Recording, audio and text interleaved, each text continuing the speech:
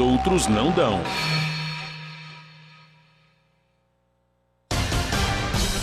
Olá, bom dia. Agora são 7 horas e começa aqui mais uma edição do Jornal Brasil Atual, que você acompanha comigo, Glauco Faria, e com Marilu Cabanhas, que trabalha remotamente, já que estamos atendendo as recomendações da Organização Mundial da Saúde e do Ministério da Saúde. E estes são os destaques desta quarta-feira, 27 de maio de 2020. Ministro Alexandre de Moraes manda a Polícia Federal ouvir Abraham Weintraub sobre ataque ao Supremo Tribunal Federal e aponta indícios de práticas de 6 crimes. Brasil tem 1.039 novas mortes por Covid-19 em 24 horas e o número de óbitos já chega a 24.512. Justiça decide hoje se o caso Marielle Franco será investigado pela Polícia Federal. Prazo de inscrição no Enem 2020 termina hoje. Gilmar Mendes defende investigação sobre agressões de bolsonaristas a jornalistas que faziam cobertura no Palácio da Alvorada. O presidente da Câmara dos Deputados, Rodrigo Maia, pede maturidade e pacificação e defende medidas de isolamento social. Empresário Paulo Marinho diz ter entregue à Polícia Federal elementos materiais em inquéritos sobre vazamentos a Flávio Bolsonaro. Câmara aprova a Lei Aldir Blanc, que destina 3 bilhões e 600 milhões de reais da União a trabalhadores da cultura de todo o país.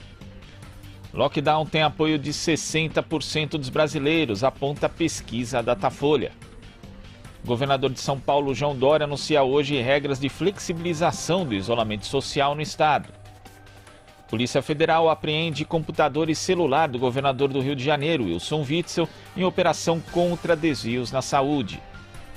Senado aprova a lei que obriga hospitais privados a cederem leitos ao SUS para tratar Covid-19. Desmatamento na Mata Atlântica cresceu 27% em um ano, segundo o relatório.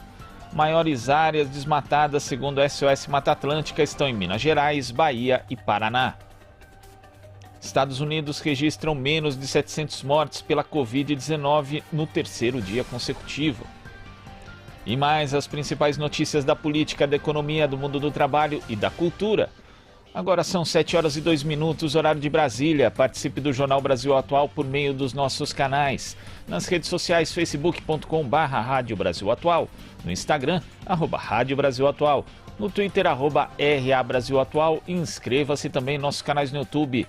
Participe ainda do Jornal Brasil Atual pelo WhatsApp, no número 11 96893 7672.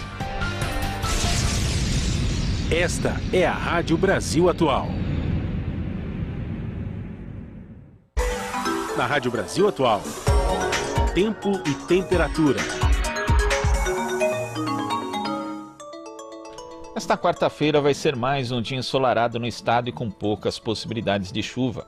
O ar fica bem seco e baixos índices de umidade devem ser registrados principalmente no interior. Mesmo com a presença do sol, as temperaturas ainda sobem muito devagar no estado e os ventos ao longo do dia aumentam a sensação de frio.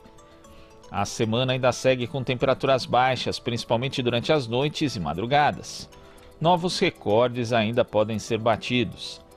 Na região da Serra da Mantiqueira, a previsão continua para geada nos próximos dias, ou seja, temperaturas abaixo de 5 graus podem ser registradas durante as madrugadas. No momento, os termômetros marcam 11 graus na capital paulista, onde a máxima é de 21. Em São Bernardo do Campo, a temperatura é de 7 graus e a máxima prevista no decorrer do dia é de 19. Na cidade de Santos, os termômetros registram 15 graus agora, com máxima de 22. Em Mogi das Cruzes, a temperatura é de 7 graus neste momento, a máxima é de 20 graus. Os termômetros em Catanduva registram 7 graus agora e a máxima no decorrer do dia é de 22 graus.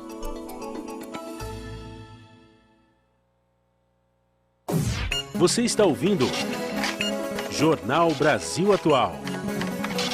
As notícias que os outros não dão. Agora são 7h04. O governador do Rio de Janeiro, Wilson Witzel, elegeu-se na onda ultraconservadora que levou Jair Bolsonaro ao poder e depois se tornaram adversários. Segundo o comentarista político João Caires, o que importa no ataque de Bolsonaro a Witzel é o uso da Polícia Federal como uma forma de polícia política. vimos hoje Bolsonaro comemorando a operação da Polícia Federal no Rio de Janeiro, na residência oficial do governador. A nossa preocupação, a minha preocupação e a preocupação da sociedade é transformar a Polícia Federal numa verdadeira SS, numa polícia política que persegue adversários políticos. Isso jamais poderemos aceitar. Estamos correndo sérios riscos. As instituições estão funcionando, é o que dizem. Alguém acredita nisso? STF ameaçado. Agora, generais falando em guerra civil. Mas quem falou em guerra civil foi o próprio presidente da República. E pasme, entre dois generais, falou em armar a população. Me recordo quando o ex-presidente da CUT, Wagner Freitas, comentou de uma maneira metafórica a questão de pegar as armas, mas no sentido de pegar as armas da luta, da greve, para manter a presidente Dilma. Os militares ficaram horrorizados, policiais, a direita como um todo. Bolsonaro fala em armar a população, que quer armar todo mundo.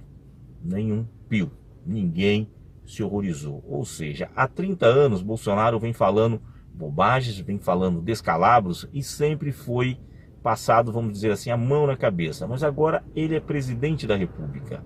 E o que vimos hoje é muito preocupante, porque não é só com o governador Witzel. Já teve algo similar no Nordeste. E se isso começar a se repetir, realmente, Jair Bolsonaro está aparelhando a Polícia Federal, como ele fez, tirando o chefe da Polícia Federal, tirando o superintendente do Rio de Janeiro, e agora coordenando operações que a gente tem que investigar de onde surgiu essa operação para intimidar governadores.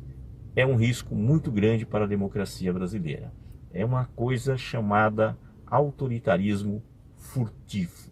Um autoritarismo que vai crescendo, crescendo, assim como os aviões que se falam caças furtivos. O que são caças furtivos? Que não são detectados ao radar.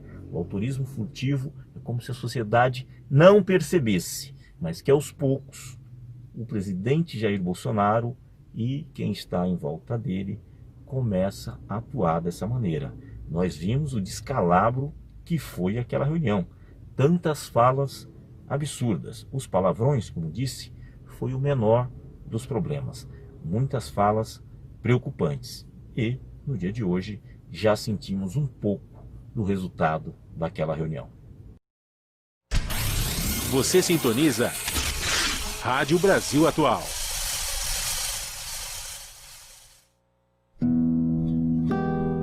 Aqui é a Bárbara Rodrigues, eu tô na Rádio Brasil Atual, 98,9 FM. As notícias que as outras não dão e as músicas que as outras não tocam.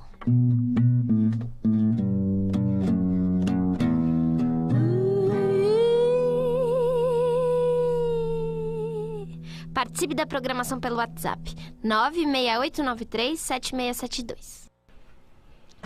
Tá aí a Bárbara Rodrigues abrindo aqui nosso espaço do WhatsApp, que é o seu espaço de participação. Você que acompanha o Jornal Brasil Atual pela TVT, pela Rádio Brasil Atual também, pelos nossos canais no YouTube. A gente renova aqui o bom dia e a gente dá bom dia também para toda a nossa equipe que trabalha presencial e remotamente para levar o programa ao ar. E damos o bom dia a Marilu Cabanhas. Oi, Marilu. Oi, Glauco, bom dia. Que frio hoje aqui em São Paulo, hein, Glauco? Bastante frio, temperaturas bem baixas e a gente viu aqui na previsão, né, Marilu, na Serra da Mantiqueira, a temperatura pode chegar ali a 5 graus com possibilidade de geada, quer dizer, muito frio mesmo. Muito frio, tá louco? Vamos lá, tocando aqui o nosso Jornal Brasil Atual. Bom dia, ouvintes, telespectadoras, internautas e espectadores também. E a gente vai falar hoje sobre a Operação Placebo, né, que atingiu aí o governador Wilson Witzel no Rio de Janeiro. Ontem, inclusive, no final do jornal, a gente comentou com a Jaqueline Muniz, antropóloga, diretamente do Rio de Janeiro, sobre essa operação. A gente vai repercutir também o possível vazamento dessa operação. O PSOL pediu investigação ao ministro da Justiça sobre as declarações da deputada federal Carla Zambelli, que adiantou na véspera, né, que alguns governadores estavam sendo investigados pela PF, e também o partido quer informações sobre a atuação do diretor-geral da Polícia Federal nesse caso. E também hoje a gente vai falar sobre a Mata Atlântica. Hoje é o dia da Mata Atlântica e a ONG SOS Mata Atlântica acaba de divulgar um estudo sobre o desmatamento nesse bioma. Entre 2018 e 2019, o desmatamento foi de 27,2%. No estado de Minas Gerais, foi registrado o maior índice de desmatamento. A redução equivale a 6 mil campos de futebol. Mas a gente vai mergulhar nesse tema aqui no Jornal Brasil Atual de hoje. E também uma boa notícia, né, Glauco? Foi aprovada na Câmara dos Deputados a Lei de Emergência Cultural. A gente lembra que o Colibri na Quarentena, né, ele traz diariamente diversos artistas, e todos eles falando da necessidade de uma remuneração para a classe artística, principalmente as pessoas que ficam nos bastidores, né? Os técnicos, enfim, todas as pessoas que fazem a cultura no nosso país. E essa é uma boa notícia, o texto foi aprovado, o substitutivo da deputada, inclusive, Jandira Fegali, do PCdoB do Rio de Janeiro, o substitutivo ao projeto de lei da deputada Benedita da Silva, do PT, está aí duas mulheres, partidos progressistas, atuando nesse momento. A ajuda aprovada foi de 3 bilhões de reais ao setor cultural durante essa crise causada pelo coronavírus. E vai agora para o Senado e vamos torcer, né? Para que seja realmente aprovado no Senado essa ajuda, né, Glauco? É isso aí, Marilu, e a gente abre espaço aqui para o pessoal que acompanha o Jornal Brasil Atual. A Bernadette da Lapa aqui dizendo que já deu seu joinha. Se você está acompanhando a gente pelos nossos canais no YouTube, também deixe seu joinha para ampliar o alcance do Jornal Brasil Atual. A Fátima de São Bernardo do Campo, firme na escuta. São Bernardo do Campo que está com 7 graus agora, hein? Bastante frio por lá também. A Margarete de Borda da Mata. A gente tem aqui o Jair de Pirituba dando o seu alô. O Renato de São Luís do Paraitinga. O Reginaldo Sina de Salvador, na Bahia, também dando aqui o seu alô. O Vicentinho, Santa Isabel, Jardim Eldorado aqui, também ligado no Jornal Brasil Atual. A gente tem o Flávio de Mogi das Cruzes, que dá o seu bom dia. A Tereza de Brasília, dizendo que lá está 11 graus agora também, ali um friozinho em Brasília. Temos aqui a Sumaia, que manda aqui a sua mensagem e diz, né, justamente por conta desse contexto de temperaturas baixas, que a gente precisa lembrar de fazer doações para as pessoas em situação de rua, né? Isso é muito importante de fato. A gente tem entidades, muitas pessoas que trabalham com isso, e nessa conjunção de frio, né, e aliado à questão da pandemia, a todas as dificuldades socioeconômicas aí que boa parte da sociedade vive, é muito importante a gente ter aí a mente também na solidariedade. A gente tem o Manuel de São José dos Campos também aqui dando o seu alô. Temos ainda aqui o Daniel Reis dando aqui o seu bom dia também. E daqui a pouco a gente volta com mais mensagens, mas antes vamos dar aqui uma passadinha só no YouTube da TVT. Também o Wilker Magalhães aqui de São Paulo dando seu bom dia, a Luciana Barros, o Rogério Matucci e a professora Daniela Araújo, que acompanha a gente lá de São Leopoldo, Rio Grande do Sul. Lá sim deve estar frio, hein? E é aniversário dela, então a gente aproveita e dá os parabéns também para você, Daniela. Olha aí o Michel Lopes colocando aqui a música do parabéns para você. Muitas felicidades, muita saúde. Daniela Araújo, que é professora lá de São Leopoldo, no Rio Grande do Sul. A gente dá um alô também para o Jackson, Bruno Santos e a Luciana Barros. E daqui a pouco, agora sim, a gente volta com mais mensagens. Até já. Você está ouvindo Jornal Brasil Atual. As notícias que os outros não dão. Agora são 7h14. Durante a reunião ministerial que veio a público na última sexta-feira, o ministro da Economia, Paulo Guedes, voltou a defender a privatização do Banco do Brasil. A venda coloca em risco políticas de investimento fundamentais para o desenvolvimento econômico e social do país. A reportagem de Daiane Ponte. O governo Bolsonaro nunca escondeu a intenção de privatizar empresas públicas. No vídeo da reunião ministerial divulgado pelo Supremo Tribunal Federal, O ministro da Economia, Paulo Guedes, escancara sua intenção de vender bancos públicos. O Banco do Brasil é um caso pronto de privatização. Você tem um governo que, desde o seu início, listou que pretende privatizar todas as empresas públicas, né? Tratou-se o Banco do Brasil como se fosse o legumes de uma feira, né? Nós temos que vender e ainda com um palavrão, como se o patrimônio público brasileiro pertencesse a este governo, né? Na realidade, o patrimônio público brasileiro pertence ao Estado e aos brasileiros. O mercado financeiro entendeu bem o recado dado pelo ministro da Economia, Paulo Guedes. Na última sexta-feira, quando o vídeo da reunião ministerial foi divulgado, as ações do Banco do Brasil subiram 7%. A carteira de crédito do Banco do Brasil, de folha de pagamento de servidores, tem interesse por parte do mercado privado. A questão da carteira de microcrédito de pequenas e médias empresas, o banco é inovador. E, principalmente, uma questão que vem sendo colocada na mídia como uma possibilidade de joint venture ou de abertura, é a BB-DTVM, que mexe com as ações e os investimentos a nível nacional. Isso lá atrás já tinha sido anunciado, inclusive pelo Paulo Guedes, para a necessidade de venda, mas tudo isso comporta o ativo hoje, que é o Banco do Brasil. Então, quando o mercado dá essa sinalização das altas das ações do banco, está sinalizando, inclusive, para o seu operador dentro do governo, que é o Paulo Guedes, a necessidade de fazer a venda de um ativo tão importante, né? O Banco do Brasil tem sido estratégico neste momento de pandemia. Enquanto pequenas e médias empresas encontram dificuldades em obter empréstimos com instituições financeiras privadas, tanto o Banco do Brasil quanto a Caixa Econômica Federal têm ampliado linhas de créditos, que juntas somam mais de 100 bilhões de reais. O BNDES é um banco fundamental para o financiamento das indústrias, da pequena, da média, da grande indústria.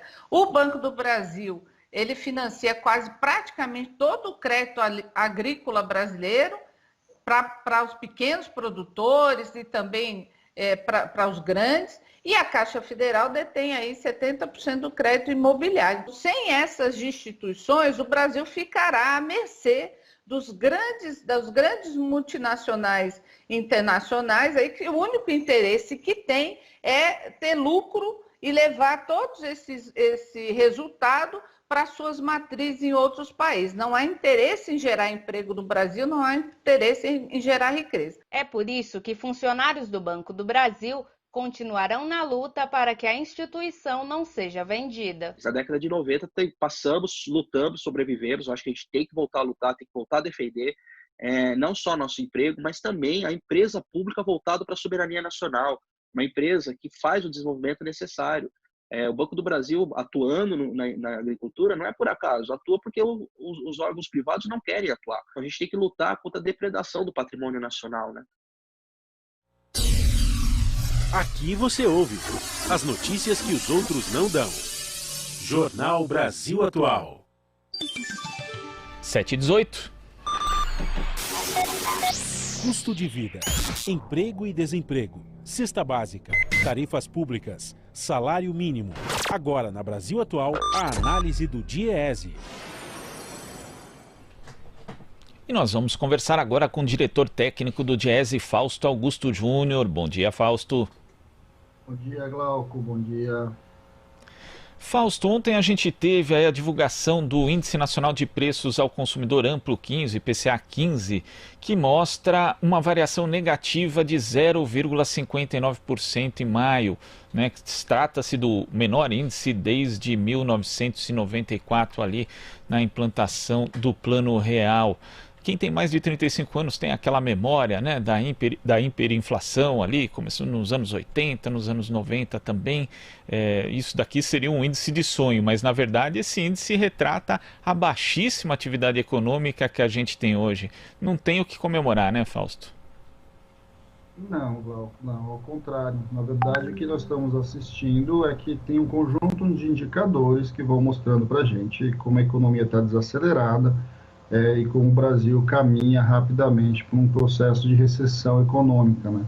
É claro que a gente tem que olhar ali no detalhe do índice, mas a deflação em si, ela significa que os preços, normalmente esses preços de mercado, eles não podem, não conseguem subir, e aí isso está diretamente ligado à capacidade aí da sociedade em comprar ou em não comprar esses bens. É isso que nós estamos assistindo. Então, no caso específico da inflação, ele é mais um indicador para nós, que vai indicando como é que a economia está paralisada, né? Então, uma deflação não é boa, né?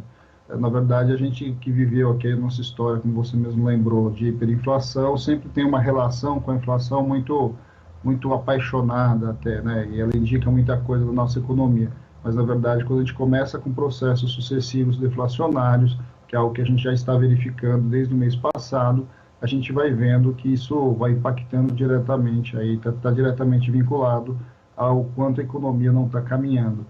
Na outra ponta, é bom a gente olhar um pouquinho com detalhe para o índice, né? Tem um impacto aí importante dos preços dos combustíveis, os preços dos combustíveis puxaram a inflação para baixo, esse talvez tenha sido um maior impacto ali de tudo, quase todos os itens, de certo modo, caíram de preço, mas o principal deles foi o transporte, ou seja, foi principalmente o combustível de um lado, e na outra ponta a gente tem a alimentação que puxou o índice para cima. Então, o que isso vai indicando para a gente também? Vai indicando que aonde você tem demanda, que é principalmente no setor essencial, que é o setor da alimentação, você tem assistido altas de preço, enquanto nos demais setores que vão se mostrando aí com bastante dificuldade para enfrentar a questão da pandemia e esse momento de exceção que nós estamos vivendo, você vai tendo um recuo dos preços em geral. Pois é, Fausto, justamente vendo essa questão, né? A gente sabe que existe uma participação muito grande do item transportes, por exemplo, na composição da inflação. Só que no cenário atual, muita gente simplesmente ou está desempregada ou está trabalhando em casa, então esse fator, esse peso acaba diminuindo. Enquanto, como você ressaltou, o grupo alimentação e bebidas, né, que variou 0,46%, menos do que no mês anterior, que já tinha aumentado também 2,46%, ele acaba aumentando, né, a sua participação aí justamente no orçamento familiar. A gente tem itens aqui como a cebola, que aumentou 33,59%, aumentou 0,04% no impacto da inflação.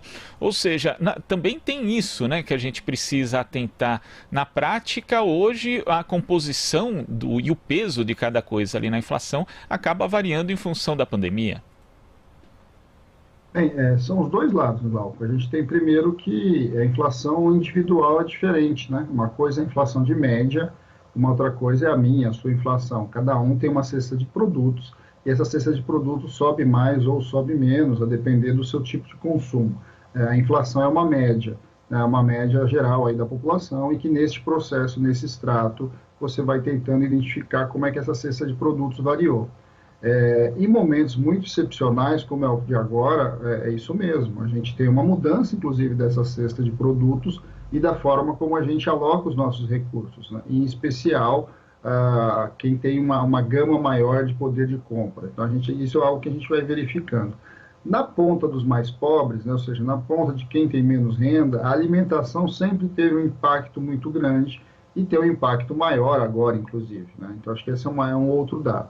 Então, só que o drama que nós estamos vivendo é que mesmo que a média das pessoas não está sentindo também essa inflação que cai, né? Esses preços negativos, né? Ou seja, por que não está sentindo? Porque a sua relação com a renda também está diminuindo. Então, quando a gente olha a nossa percepção de preços, ela está sempre vinculada entre quanto que o mercado cobra por determinados produtos e quanto que é o meu poder de compra com relação a esses produtos. E do mesmo jeito que você está vendo aí uma deflação, ou seja, uma redução do preço médio da cesta de produtos, na outra ponta a gente está vendo também uma diminuição efetiva da renda. Então, a média das pessoas, uma grande parte dos trabalhadores, está com a sua renda reduzida. Então, a sua sensação, inclusive, é que os produtos, ou seja, a sua capacidade de compra diminuiu bastante. Então, nessa percepção, a gente vai olhando ali que hoje a gente está com uma situação mais complicada, pior do que a gente estava 3 meses atrás. Agora, com relação aos preços, o que a gente está vendo é novamente isso. Quer dizer, você, pelo lado daqueles que conseguem comprar, ou seja, que estão dentro do mercado, a percepção muito clara que a cesta de alimentos vem crescendo. A gente já tinha detectado isso na cesta básica, né? Ou seja, a cesta básica basicamente ela está olhando aí para os produtos alimentícios, ela já tinha indicado um aumento, aqui em São Paulo um aumento de mais de 7%, e aí os índices de inflação já estão corroborando com isso. Ou seja, os itens essenciais estão subindo de preço, os demais itens estão caindo, e a percepção da geral da população é que o seu poder de compra tem diminuído mês a mês. Tá certo, Fausto. Muito obrigado pela sua participação aqui no Jornal Brasil Atual e até a próxima. Até a próxima, bom dia a todos. Bom dia. Conversamos aqui com o diretor técnico do DIEESE, Fausto Augusto Júnior. Você está ouvindo Jornal Brasil Atual. As notícias que os outros não dão. 7h25. Pesquisa mapeia comunidades sem acesso à água na cidade de São Paulo e também na região metropolitana. O objetivo é entender o grave problema de falta de água nas comunidades, cortiços e ocupações nesse momento de pandemia do novo coronavírus. O levantamento está sendo realizado pela Universidade Federal do ABC em parceria com a Universidade de Michigan, dos Estados Unidos, e movimentos dos direitos humanos, sociais e de luta por moradia. Quando finalizada a pesquisa, um documento será elaborado e servirá de base para pedir providências ao poder público para sanar o problema. A reportagem é de Cosmo Silva. A pandemia da Covid-19 se tornou uma crise mundial que impacta a vida social, econômica, o meio ambiente e a saúde pública em todo o planeta. A cada dia, a doença se alastra nas cidades brasileiras, mas afeta de forma mais grave as favelas, ocupações, bairros populosos e as comunidades que possuem dificuldades de acesso à água e ao saneamento. Sem água, não é possível lavar bem as mãos e garantir as condições fundamentais para se minimizar e até impedir o contágio pelo coronavírus. Em São Paulo e na região metropolitana, uma pesquisa vai mapear as dificuldades no acesso à água enfrentadas diariamente pela população mais vulnerável. Luciana Ferrara, professora da Universidade Federal do ABC e uma das responsáveis pelo levantamento em parceria com outras entidades, ressalta que no atual momento as orientações das organizações sanitárias para a higiene ficam ainda mais difíceis sem acesso à água. Os problemas relacionados à Covid-19, à pandemia, nós achamos muito pertinente investigar mais a fundo o problema da falta d'água nesses locais, porque justamente as orientações, né, de cuidado, de higiene, de lavar as mãos, pelo conhecimento que a gente tem, né, e pelos próprios relatos das comunidades, essas orientações seriam muito difíceis de serem seguidas, principalmente nas áreas onde a gente sabe que existe falta d'água. Só que essa informação da falta d'água, ela não é uma informação sistematizada, muito disponível. Então, a gente, a partir de um questionário muito simples, que pode ser preenchido pelo celular, a gente começou a divulgar para que as pessoas, moradores, lideranças que moram nesses locais preenchessem indicando se estavam passando por esse problema, qual tipo de problema que enfrentam, os tipos de solução que os próprios moradores têm adotado para resolver a falta d'água. Professora de Planejamento Urbano na Universidade de Michigan, nos Estados Unidos, Ana Paula Pimentel Walker, parceira na pesquisa sobre o acesso à água, esclarece os objetivos do estudo. O objetivo dessa pesquisa é demonstrar que não é suficiente as agências de saúde pública emitirem recomendações para lavar a mão, para ficar em casa, se as famílias que moram em assentamentos precários não têm acesso à água potável, não têm acesso contínuo à água, né? A nossa esperança é que essa pesquisa demonstre a necessidade do direito à água como um direito humano e que esse direito seja estabelecido independentemente de uma crise de pandemia e para que da próxima crise as famílias já estejam preparadas e com acesso pleno à água potável. A Central de Movimentos Populares, parceira da UFABC na pesquisa, alerta que a falta de água é um problema corriqueiro nas comunidades. Raimundo Bonfim, coordenador nacional da CMP, afirma que com a pandemia da Covid-19, a água é essencial para evitar a contaminação pelo coronavírus. Com a chegada da Covid-19, essa é uma situação dramática para milhões de pessoas, porque as pessoas precisam de terem acesso à água para lavarem as mãos, que é uma das recomendações da Organização Mundial de Saúde, das autoridades sanitárias e especialistas na área de saúde. Daí a importância dessa pesquisa, né, desse mapeamento, para que as lideranças das comunidades possam preencher esse questionário e nos informar se está faltando água, qual que é a situação em cada vila, em cada favela, em cada cortiço, em cada ocupação. E de posse dessas informações, o nosso propósito é reivindicar, pressionar os governantes para que possa imediatamente solucionar os problemas de falta de água nestas comunidades. Ainda segundo a professora da UFABC, a pesquisa sobre acesso à água vai localizar onde existem os problemas e apontar as dificuldades. Luciana Ferrara enfatiza que as informações levantadas serão cruzadas com a crise da Covid-19. Então, a ideia da pesquisa é fazer um mapeamento da situação, tentar localizar espacialmente onde ele está acontecendo e qualificar o tipo de problema. Que tipo de dificuldade no acesso à água as pessoas estão tendo, tanto no município de São Paulo quanto na região metropolitana. E quando a gente começou a divulgar essa pesquisa, ela está sendo muito divulgada nas redes sociais, via contatos de WhatsApp e Facebook, Instagram, os aplicativos desse tipo. Outros municípios se interessaram e também pediram, né, para participar. Então, a gente está no momento de coleta das informações, que vai até dia 30, 31 de maio, e a partir disso nós vamos passar a sistematizar essas informações coletadas e gerar esses mapeamentos pretendidos, inclusive, provavelmente cruzando com outros dados sobre a Covid-19. A pesquisa também vai servir para a elaboração de um documento junto com os movimentos de moradia, para reivindicar dos governantes medidas que resolvam o problema nesse momento emergencial. O questionário da pesquisa pode ser acessado na página do Facebook, Laboratório de Justiça Territorial da Universidade Federal do ABC. Cosmo Silva, Rádio Brasil Atual. Você está ouvindo Jornal Brasil Atual. As notícias que os outros não dão. Agora são 7 horas e 32 minutos e vamos fazer contato com o professor do Departamento de Geografia da USP, Wagner Ribeiro. Bom dia, Wagner. Bom dia, Glauco. Bom dia quem nos acompanha. Wagner, nós ainda temos aí as repercussões da reunião ministerial de sexta-feira, né, que foi divulgada na sexta-feira, e entre os destaques negativos daquela reunião, além das próprias falas do presidente Jair Bolsonaro, tivemos alguns ministros ali que também foram bastante relevantes no aspecto negativo, como o ministro do Meio Ambiente, Ricardo Salles, o que acabou gerando repercussão internacional e, inclusive, uma manifestação da ativista climática Greta Thunberg, que no Twitter dela disse o seguinte: Wagner, precisamos fazer um esforço enquanto estamos neste momento calmo em termos de cobertura. Aliás, ela fez referência a uma frase, né, do Ricardo Salles, que era: precisamos fazer um esforço enquanto estamos neste momento calmo em termos de cobertura da imprensa, porque eles estão falando apenas do Covid. Né? E ela disse: imagina as coisas que foram ditas fora da câmera. Nosso futuro comum é apenas um jogo para eles.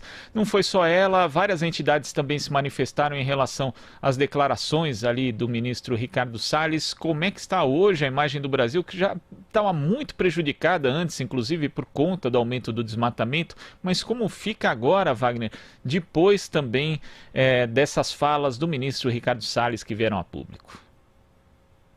Veja, Glauco, a nossa imagem ela está cada vez pior, né? Infelizmente, quando a gente escuta, né, e assiste, porque o vídeo também foi transmitido posteriormente, mas enfim, a declaração dessa qualidade, né, um oportunismo político à luz de hoje já mais de 20 mil mortes, né?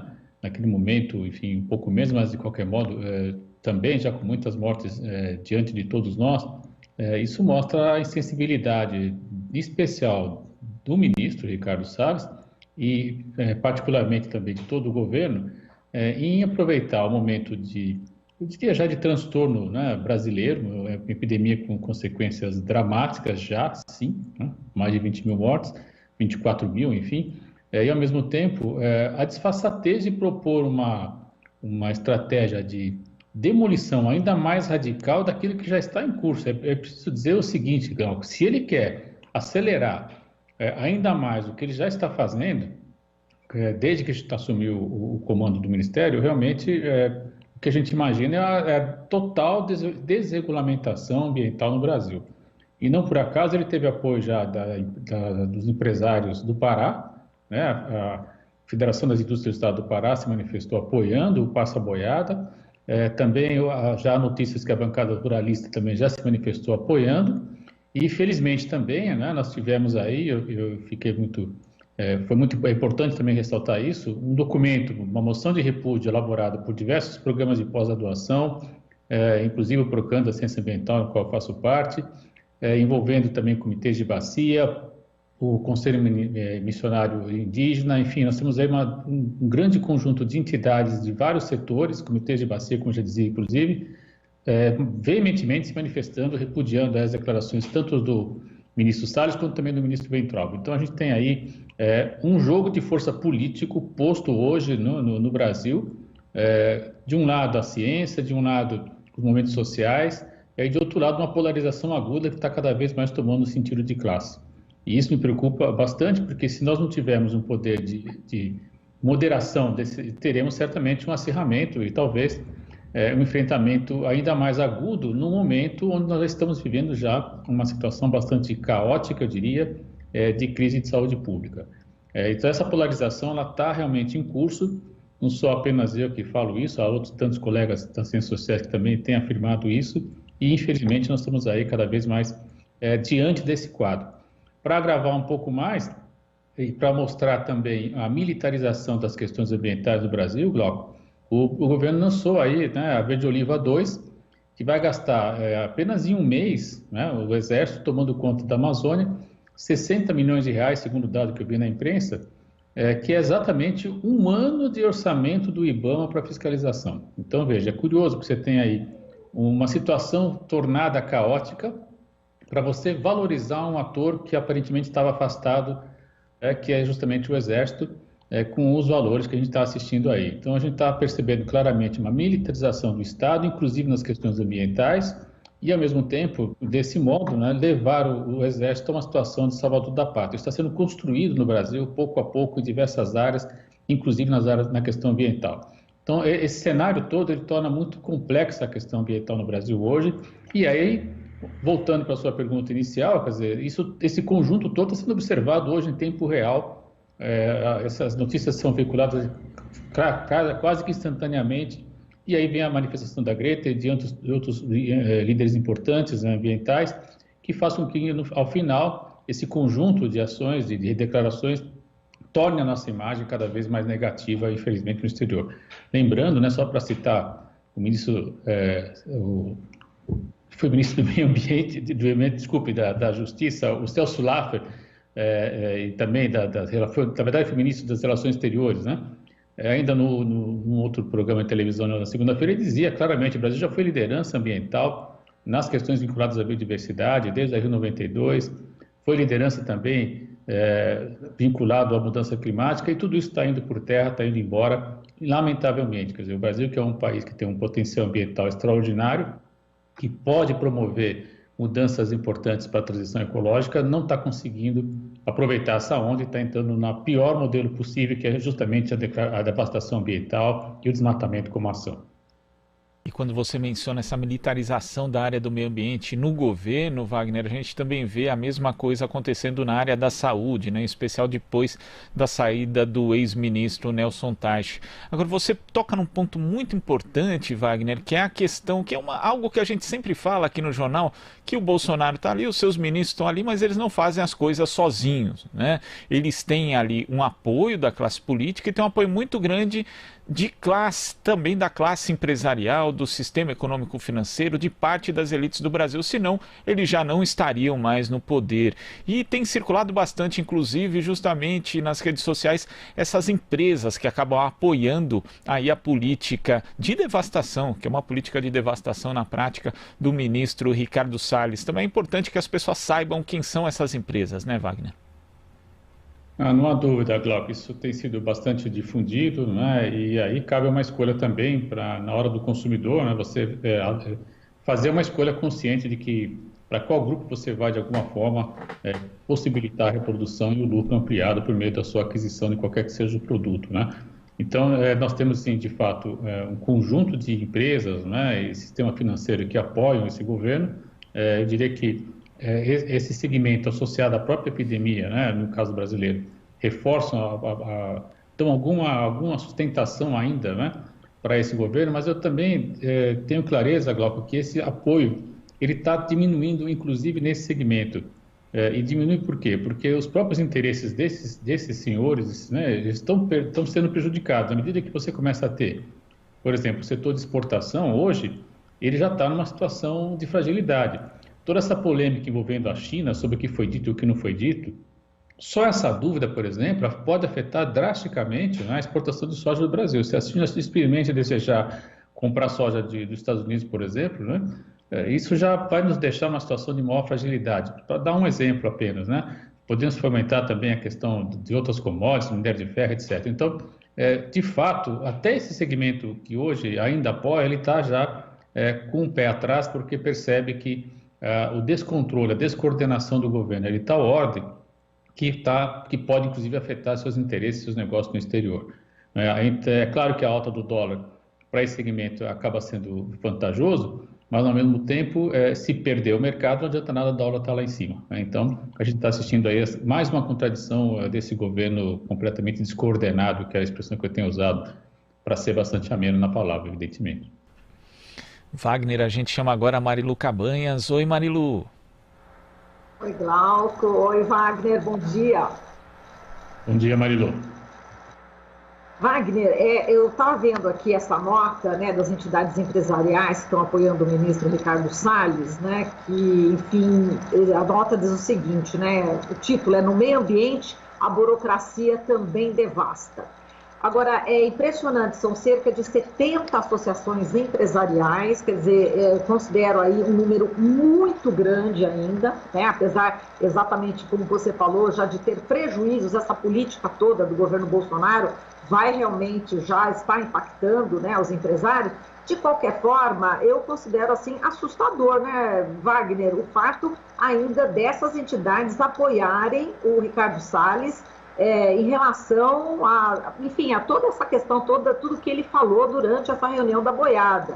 E como você falou, já está rolando aí na internet aí, exatamente manifestações, né, de entidades ambientais, essa nota, né, de vários grupos de pesquisadores no Brasil inteiro, e essa hashtag, né, hashtag Nome aos Bois. Eu achei bem interessante, porque quando você lê alguma associação X, Y, você não faz a ligação direta com as empresas. E como você falou, cabe a nós, consumidores, cidadãos, comprar ou não produtos dessas empresas que estão apoiando o Ricardo Salles, né? Entre elas aqui, vamos dar nome aos bois, a Sadia, a Quali, Friboi, Colgate. Quer dizer, é importante que a gente também tenha um papel, né, como cidadãos nessa hora, né, de boicote, né, Wagner? Não há dúvida, Marilu. O cidadão que está na ponta, né, que vai realizar o lucro, né, se não houver a compra, não vai ter o lucro.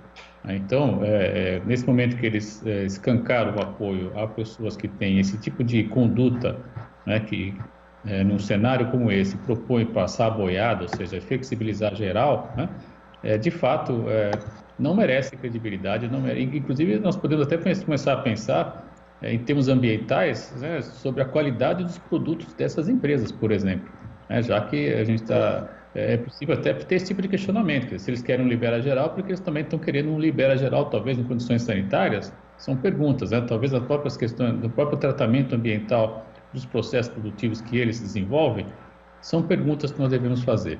A questão ambiental não burocratiza, não, mas ela torna mais caro, isso é verdade. Torna mais caro porque ela ainda não se tornou um paradigma, né, de grande alcance e não afeta, que não é pensado ainda como um ciclo mais amplo. Ela é mais barata no longo prazo, mas ela é mais curta agora, na hora de implementar. E por esse argumento bastante tosco, eu diria, né, já há muita literatura mostrando que isso está errado, esse segmento empresarial, com esses nomes todos que você citou aí, não consegue vislumbrar que nós estamos falando de um futuro, de uma transição necessária, uma transição ecológica necessária, e que terá que ser construída por bem ou por mal. Ela vai se impor, na verdade, porque nós estamos falando de um limite do planeta, um limite de capacidade de reposição daquilo que nós precisamos a viver. E sem isso não tem capitalismo, não tem nada. Então, na verdade, essa é uma questão que os empresários mais ilustrados, e entre os nomes que você citou, tem gente ilustrada, né, conhece esse tipo de ação, não sei por que politicamente quer se aproveitar um pouquinho mais. Já tem outros pesquisadores mostrando também que o capitalismo está numa crise de tal ordem, que seria outro indicador do seu fim. Eu não sou tão otimista assim, gostaria, mas não sou, que talvez esse momento que nós estamos assistindo é a última grande arrancada, onde eles vão tentar levar a espoliação ao máximo, envolvendo tanto trabalhadores, trabalhadoras, povos originários e, inclusive, evidentemente, a natureza. Então, de qualquer modo, isso tudo está posto no ordem do cenário político hoje, envolvendo, então, a produção e a capacidade de reprodução da nossa própria capacidade de existência, envolvendo aí os bens materiais. E é claro que as indústrias têm um papel importante nisso. Ninguém vai dizer um dia ou outro para de fazer creme dental, né?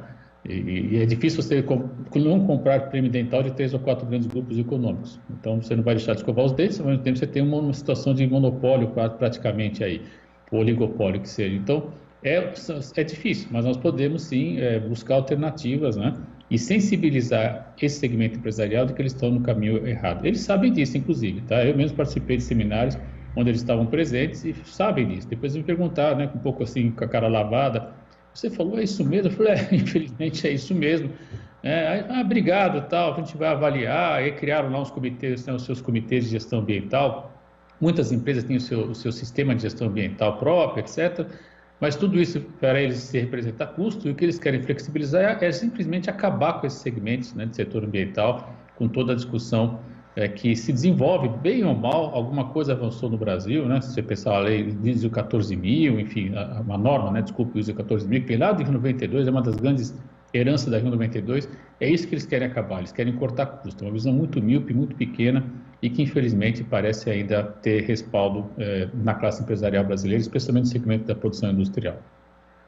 Exato, e cabe a gente, né, da mídia, enfim, alternativa e também da mídia tradicional, apresentar opções, né, em relação a gente consumir, nós consumirmos também produtos que estejam aí desvinculados com essa exploração. A gente dá sempre o exemplo do MST e também de outros grupos, né, que estão aí fazendo produtos, até pasta dental, por exemplo, né, que pouca gente conhece, mas que não tem incentivo, não é isso? Então, é importante também a gente se dar conta disso, né, Wagner? Verdade. Muito bem lembrado, Marilu. E dá, inclusive, incentivo para ganhar escala importante, né, e poder concorrer com esses oligopólios que estamos assistindo hoje. Sem dúvida, muito bem lembrado. É isso aí. Wagner, um beijo para você. Outro. Wagner, muito obrigado pela sua participação aqui no Jornal Brasil Atual. Até a próxima. Até a próxima, Glauco. Conversamos aqui com o professor do Departamento de Geografia da USP, do Programa de Pós-Graduação em Ciência Ambiental, Wagner Ribeiro. Você sintoniza Rádio Brasil Atual. Apoie a TVT e a Rádio Brasil Atual. Agora, quem apoiar a TVT vai ganhar desconto em qualquer livro da Editora Boitempo. Faça uma doação de R$30 e ganhe desconto de 30% no site da Editora Boitempo. Promoção por tempo limitado. Acesse catarse.me/TVT e apoie a TVT e a Rádio Brasil Atual. Você está ouvindo Jornal Brasil Atual. As notícias que os outros não dão. Agora são 7h48. No Rio de Janeiro, familiares e amigos de Marielle Franco fazem campanha para que a investigação do seu assassinato e também do motorista Anderson Gomes não seja federalizado. Acompanhe os detalhes na reportagem de Viviane Nascimento. Mais de 2 anos após o crime, a terceira sessão do Superior Tribunal de Justiça analisa se o caso Marielle deve deixar de ser investigado pelas autoridades estaduais e ser assumido por órgãos federais. O pedido de deslocamento de competência foi feito em 2019 pela então Procuradora-Geral da República, Raquel Dodge, alegando falhas nas investigações dos órgãos locais. O atual Procurador-Geral, Augusto Aras, manteve o pedido. As famílias de Marielle e Anderson se posicionam contra a federalização. Nós da família, o Instituto Marielle Franco, a Coalizão Negra por Direito e as companheiras de Marielle Anderson, nós fizemos aí uma grande mobilização para pedir federalização não. Então nós recolhemos aí já mais de 91 mil assinaturas sendo contrárias a esse pedido. A gente espera que na quarta-feira esse julgamento a gente consiga sair, né, vitorioso e que não federalizem o caso da Mari, porque a gente entende nesse momento aí uma situação a nível de esfera federal que a gente não gostaria de estar participando. As famílias e organizações iniciaram uma campanha para pressionar os membros do STJ a rejeitarem o pedido no julgamento de amanhã. Um dos argumentos é que não há motivos técnicos que justifiquem federalizar o caso. Primeiro, não há base legal para a federalização. Isso foi um equívoco da Raquel Dodge no seu último dia como procuradora-geral, que ela pegou um relatório da Polícia Federal, que fez uma investigação sobre a investigação, policiais federais que fizeram um bom trabalho, e ela leu completamente errado. Quem fez isso, inclusive, são os próprios policiais federais que fizeram o relatório, a Raquel Dodge não entendeu. Ela não conversou com ninguém. O atual cenário político em que há acusações de falta de isenção e de interferência do presidente da República no trabalho da Polícia Federal é o principal temor das famílias. Deslocar o caso agora também poderia significar recomeçar do zero uma investigação que já se arrasta há mais de 2 anos. Prendeu os executores, mas ainda não identificou os mandantes. Já passamos de 800 dias, 2 meses e 2 anos de muita dor, de muita luta e ainda sem a resposta. Quem mandou matar Marielle? Quais foram as motivações? Nós não acreditamos, nós não confiamos que a Polícia Federal, que Jair Bolsonaro quer controlar, possa fazer as investigações com isenção, com imparcialidade, para acreditar que poderemos chegar ao resultado dos verdadeiros mandantes. E quais foram essas motivações? Em momento nenhum a família tem a vontade ou pensa em colocar o caso da Mari num pedestal, não é isso. Mas a gente sabe que é um crime, um feminicídio político, um feminicídio que aí a gente precisa de respostas não só para o Brasil inteiro, mas para o mundo, né, por ter sido uma vereadora assassinada no exercício de sua função.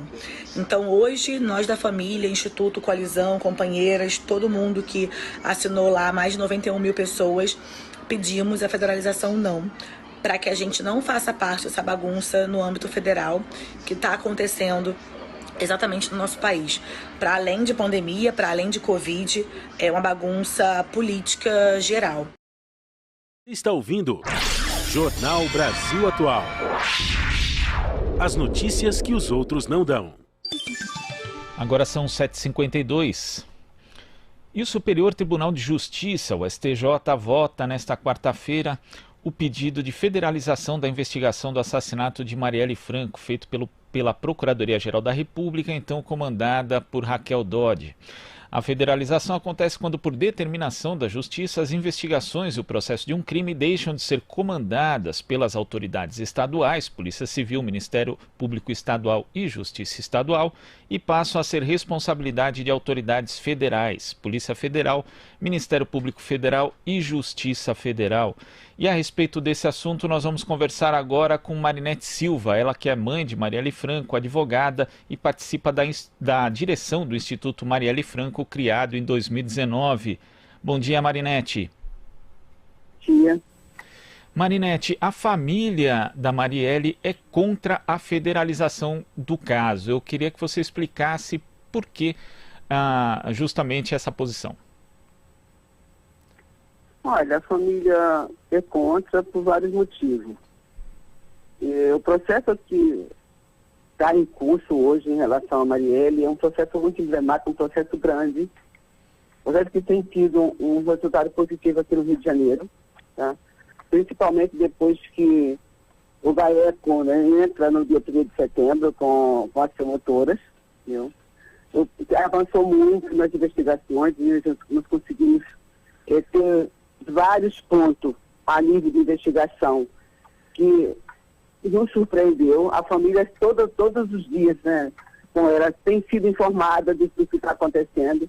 Então, na verdade, foi um ato da doutora Raquel, no dia, praticamente o dia que ela estava saindo, inclusive, né, nas apagadas das luzes, já era inclusive noite, quando ela pede a federalização do crime. Então, de todo o processo, a gente entende que o trabalho está sendo feito aqui junto às promotoras e a DH, é um trabalho que tem dado um resultado positivo para a gente.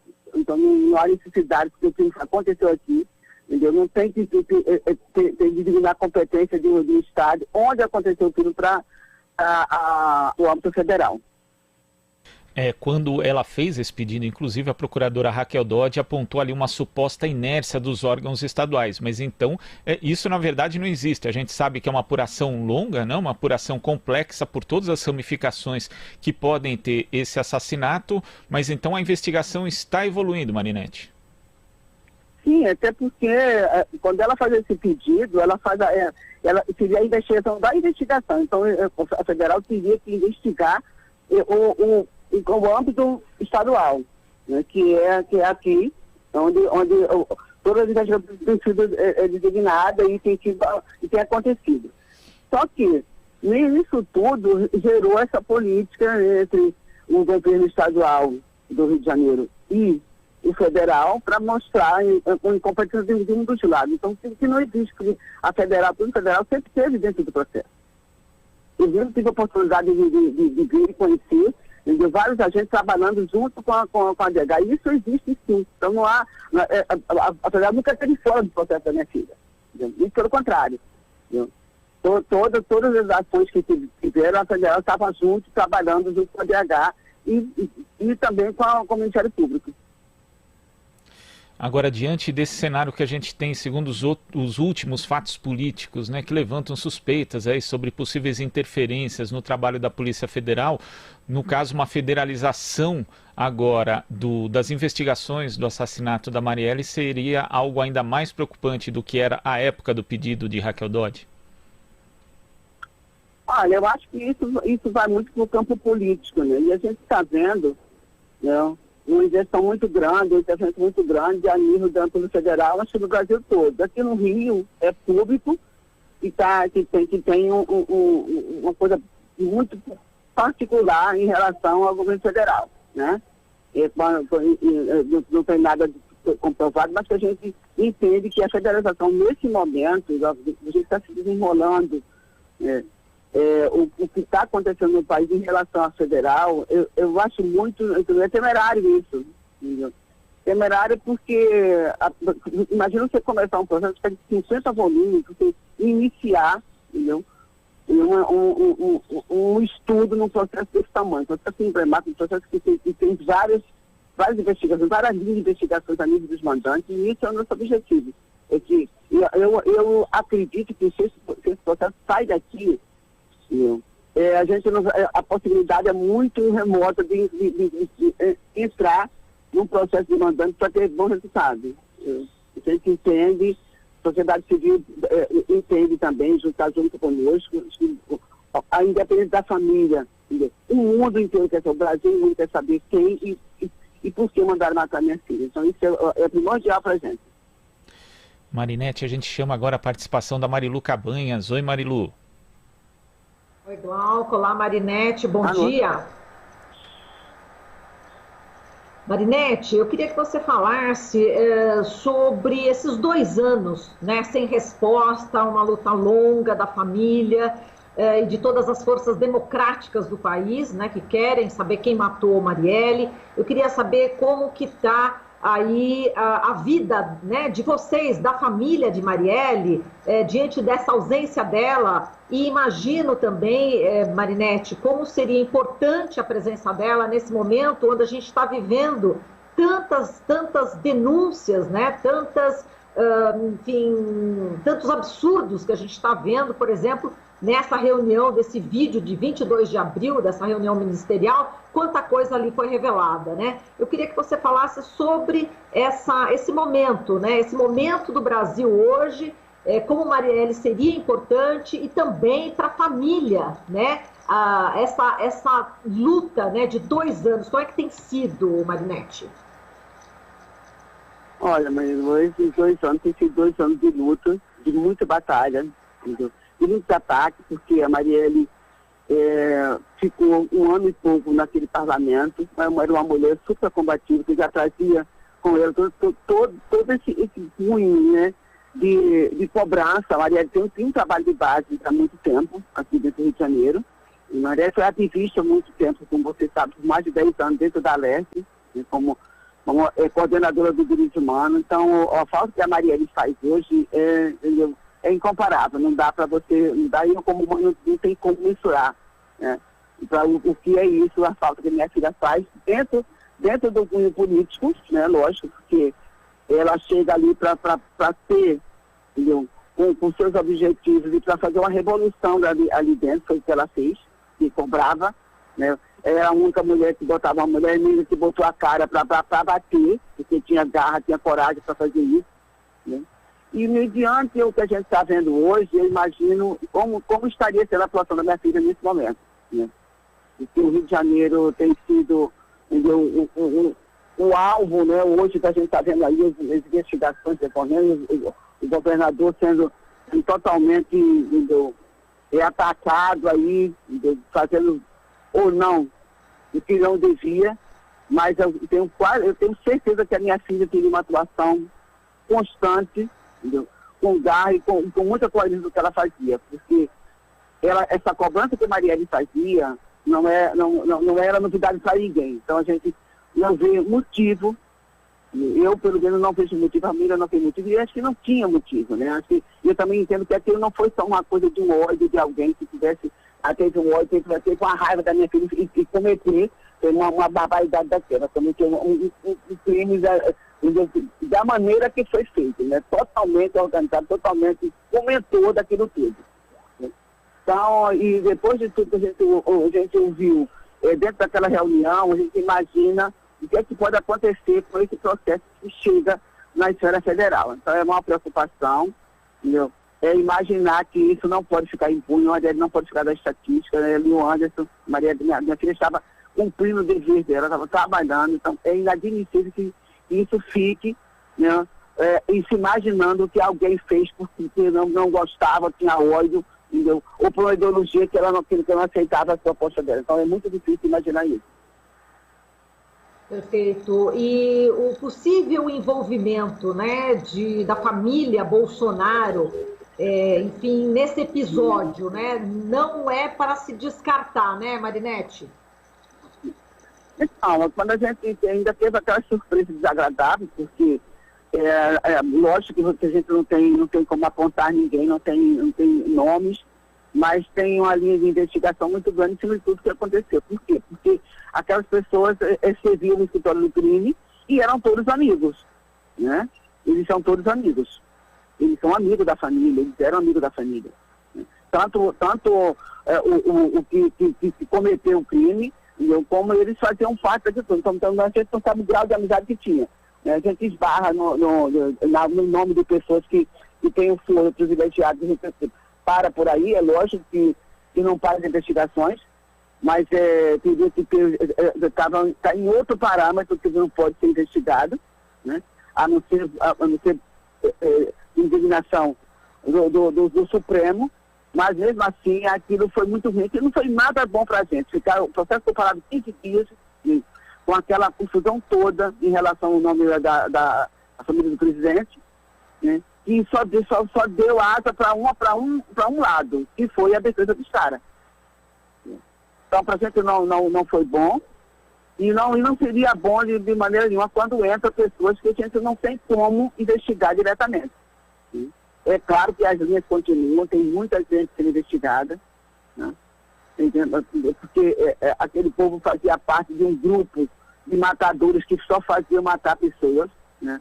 A gente está vendo que o patrimônio que aquele homem tem, que atira, é totalmente proporcional com qualquer policial que está aposentado. Então, eles eram amigos, sim, né? Eles eram amigos, sim.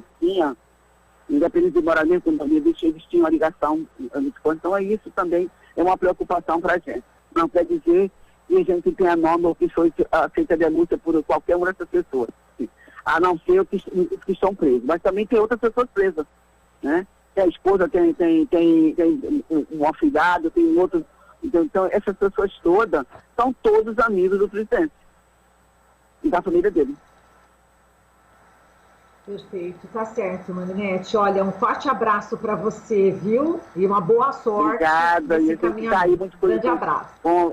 Obrigada, e a gente vai continuar aqui muito otimista em relação ao desenrolar do processo ao final do dia. Obrigada pela oportunidade também. E vamos continuar, né, perseverando e firme no nosso propósito, que é a nossa realização. Com certeza. Um beijo. Obrigada, beijo para você. Conversamos aqui com Marinete Silva, mãe de Marielle Franco, advogada e que participa da direção do Instituto Marielle Franco. Esta é a Rádio Brasil Atual.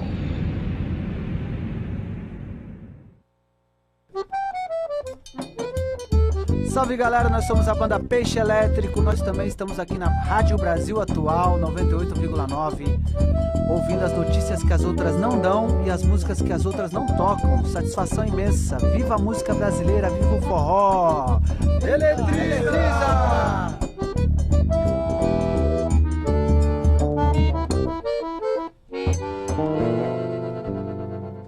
Tá aí Peixe Elétrico abrindo aqui nosso espaço do WhatsApp, que não é só do WhatsApp, também é do YouTube, de outras redes sociais aqui, pelas quais você que acompanha a gente, tanto pela TVT quanto pela Rádio Brasil Atual e também nossos canais no YouTube, pode participar.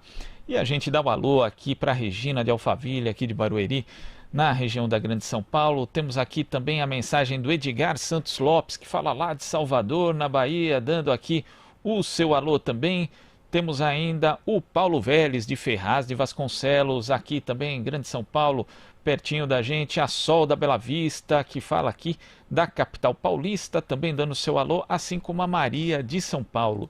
E a gente dá também aqui um alô para o pessoal que se manifesta aqui, que faz seus comentários em nossos canais no YouTube. E agradecemos aqui a Amanda Cardoso, que se tornou membro do canal do YouTube da TVT, né? Você tornando-se membro pode ajudar aí a sustentar economicamente o projeto da TVT, da Rádio Brasil Atual e da Rede Brasil Atual. Então, muito obrigado, Amanda, e todos os membros aí do canal do YouTube da TVT e também da Rádio Brasil Atual. A gente dá aqui um bom dia para Maria da Conceição, ela que é de Belo Horizonte, o Marcos Colares de Belém do Pará, a Regina Taeco, a Cleo Grigoli, também Rosângela Lustosa do Recife, Raimundo Nonato Silva de Teresina, no Piauí, a Raimunda de Fátima, ela que também é de Belém do Pará, Laudi Silva de Santo Amaro de Imperatriz, Santa Catarina, a Clobernal, que também aí acompanha a gente desde os tempos em que só tinha a transmissão pela rádio, a Marlene Camargo Rocha de Santa Bárbara do Oeste, aqui no interior de São Paulo, Maria de Lud Silva de Uberlândia, Minas Gerais, Francisco Alexandre de Maceió, Wilker Magalhães, o Jairo Teixeira aqui de Osasco, na Grande São Paulo, a Maria Lúcia de Barbacena, Maria Silva de Mairiporã, aqui na Grande São Paulo também. E temos audiência internacional do Fábio Silva, que fala de Almada, em Portugal. Diz que lá, viu, Marilu, tá 30 graus, um calorão. E também damos um alô para o Nestor Guerra, ele que fala de Montevidéu. Fala aqui que está se informando pelo Jornal Brasil Atual, Marilu. Ah, muito bem. Aí para o povo de Montevidéu, aí, Uruguai, Buenos Dias, e também para o pessoal de Portugal. Que inveja, hein, Glauco? 30 graus, que delícia, né? Apesar que lá, olha, o povo português é impressionante, a gente tem que dar parabéns, porque eles realmente cumpriram aí com o isolamento. Agora, inclusive, já temos aí já a flexibilização aos poucos, né, do comércio. E o povo português, né, a gente tem notícias de que não está saindo ainda muito de casa, não. Quer dizer, lá já tem a liberação, mas mesmo assim eles estão extremamente cuidadosos e aos poucos estão saindo, né? Então a gente tem que dar parabéns aí para o povo português. E a gente aproveita, né, Glauco, para falar para o pessoal se inscrever no YouTube da Rádio Brasil Atual, se inscrever no YouTube da rede da TVT e também, se possível, né, ser membro, porque aí a gente consegue um apoio financeiro que a gente precisa, né, para manter o nosso jornal, para manter a rádio, para manter a TVT, a Rede Brasil Atual. É muito importante nesse momento, né, que todos também colaborem, se possível, o que pode também, que a gente sabe que é uma crise realmente bastante profunda, mas o pessoal que puder colaborar, ser membro, é muito importante para a gente, tá? E pedir para todo mundo se inscrever. A gente já está com um número de inscrições bastante grande, mas é preciso aumentar. E quanto mais a gente tem inscritos, mais a gente também ganha com isso, né? É importante também esse apoio financeiro. Então, a gente tem tido colaborações, inclusive entrevistados nossos, mandando sugestões de sindicatos, de associações, de entidades que querem contribuir. Isso é muito importante. A gente agradece, inclusive, ao pessoal enfim, os juristas, né? Existe aí um movimento entre os juristas apoiando também a Rádio Brasil Atual, a TVT, que é muito importante. A gente agradece mesmo, e a gente está realmente necessitando, né, desse apoio financeiro. Então, é muito importante que vocês não só assistam, ouçam, mas também, se possível, contribuam, tá? Então tá aí, o momento daquele chorinho, né, Glauco?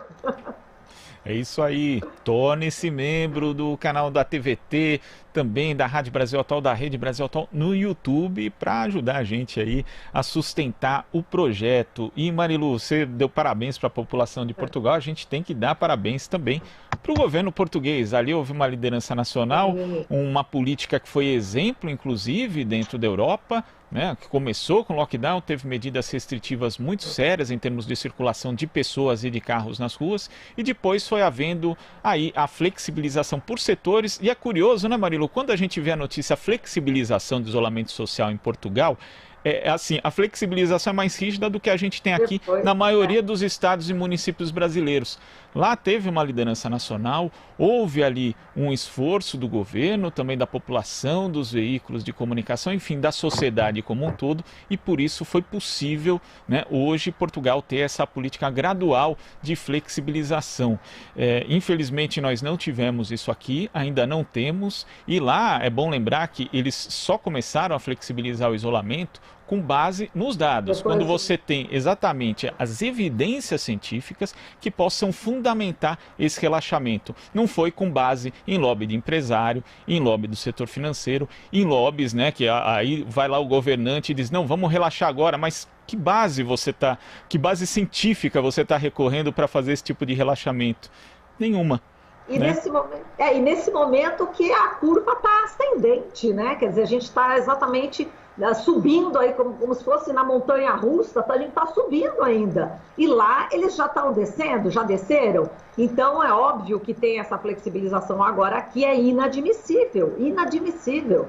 E a gente vê esse setor aí empresarial apoiando e dando apoio a Ricardo Salles. Quer dizer, a gente não tem a geringonça que Portugal tem, infelizmente, morremos de inveja, mas quem sabe um dia a gente possa aqui, as forças progressistas se unirem e fazerem aí, quem sabe, uma geringonça brasileira, para que a gente também possa ter orgulho, né, dos nossos governantes, porque agora o que a gente vê realmente é só cenas lamentáveis, inclusive na TV portuguesa, um apresentador, ele não acreditava, quando ele viu o vídeo de 22 de abril, daquela reunião ministerial, ele disse, né, no alto lá dos seus anos de experiência, que ele nunca viu isso no mundo. Ele estava assim, realmente perplexo, né, como muitos estão, né, várias pessoas, várias partes do mundo, todos aí perplexos com o que está acontecendo no Brasil, infelizmente. Meu Deus, quando é que vai acabar isso tudo, né, Glauco? Pois é, Marilu, falta aí justamente essa coordenação nacional, né? A gente tem um governo que boa parte dele trabalha contra a ciência e também tem prefeitos e governadores que querem fazer flexibilização do isolamento social num momento muito ruim, segundo a maioria dos especialistas, e, de novo, sem base nenhuma em dado científico. Marilu, a gente aproveita... E você vê, né, Glauco? Oi? Diga. Não, só acrescentando, me inspirando aí na geringonça de Portugal, você veja, né, aquele auxílio emergencial, né? Os parlamentares é que batalharam para ser muito mais do que R$200.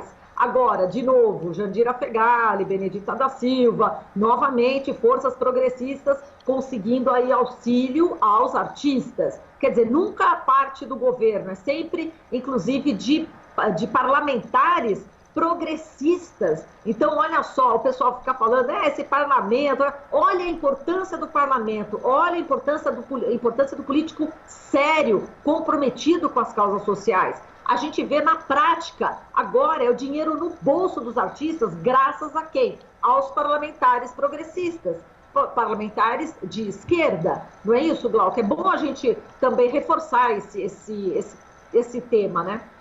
É isso, infelizmente essas iniciativas não partem do Executivo, muito pelo contrário. Propostas às vezes são aprovadas no Legislativo e são vetadas total ou parcialmente justamente pelo Presidente da República. Marilu, a gente aproveita aqui para dar um alô para o Henrique, que é de Fortaleza, mas está falando lá de Niterói. A gente tem também o Bruno Struzani, de São Paulo, aqui dando seu alô. A Kátia, do Tatuapé, aqui da capital paulista. A Raquel Meneguzzi, de Ferraz de Vasconcelos. Temos ainda a mensagem do Adelmo, de Rio das Ostras, Rio de Janeiro. A Fátima Aranda, também aqui de Ferraz. O pessoal de Ferraz de Vasconcelos acompanhando em peso aqui o Jornal Brasil Atual. A Débora Caramacho, da República, aqui da capital paulista. E o Geraldo Salles, que é lá de Juazeiro do Norte, no Ceará. E daqui a pouco a gente retorna. Aqui você ouve as notícias que os outros não dão. Jornal Brasil Atual. Agora são 8h15. Especialistas criticam a fala de Jair Bolsonaro de que a população precisa estar armada para evitar uma ditadura. O entendimento é de que é equivocado pensar em mais armas diante da pandemia e da crise política, econômica e social. A reportagem é de André Gianocari. Sem imaginar que a reunião em 22 de abril seria divulgada pelo STF, Jair Bolsonaro se expôs sem limites.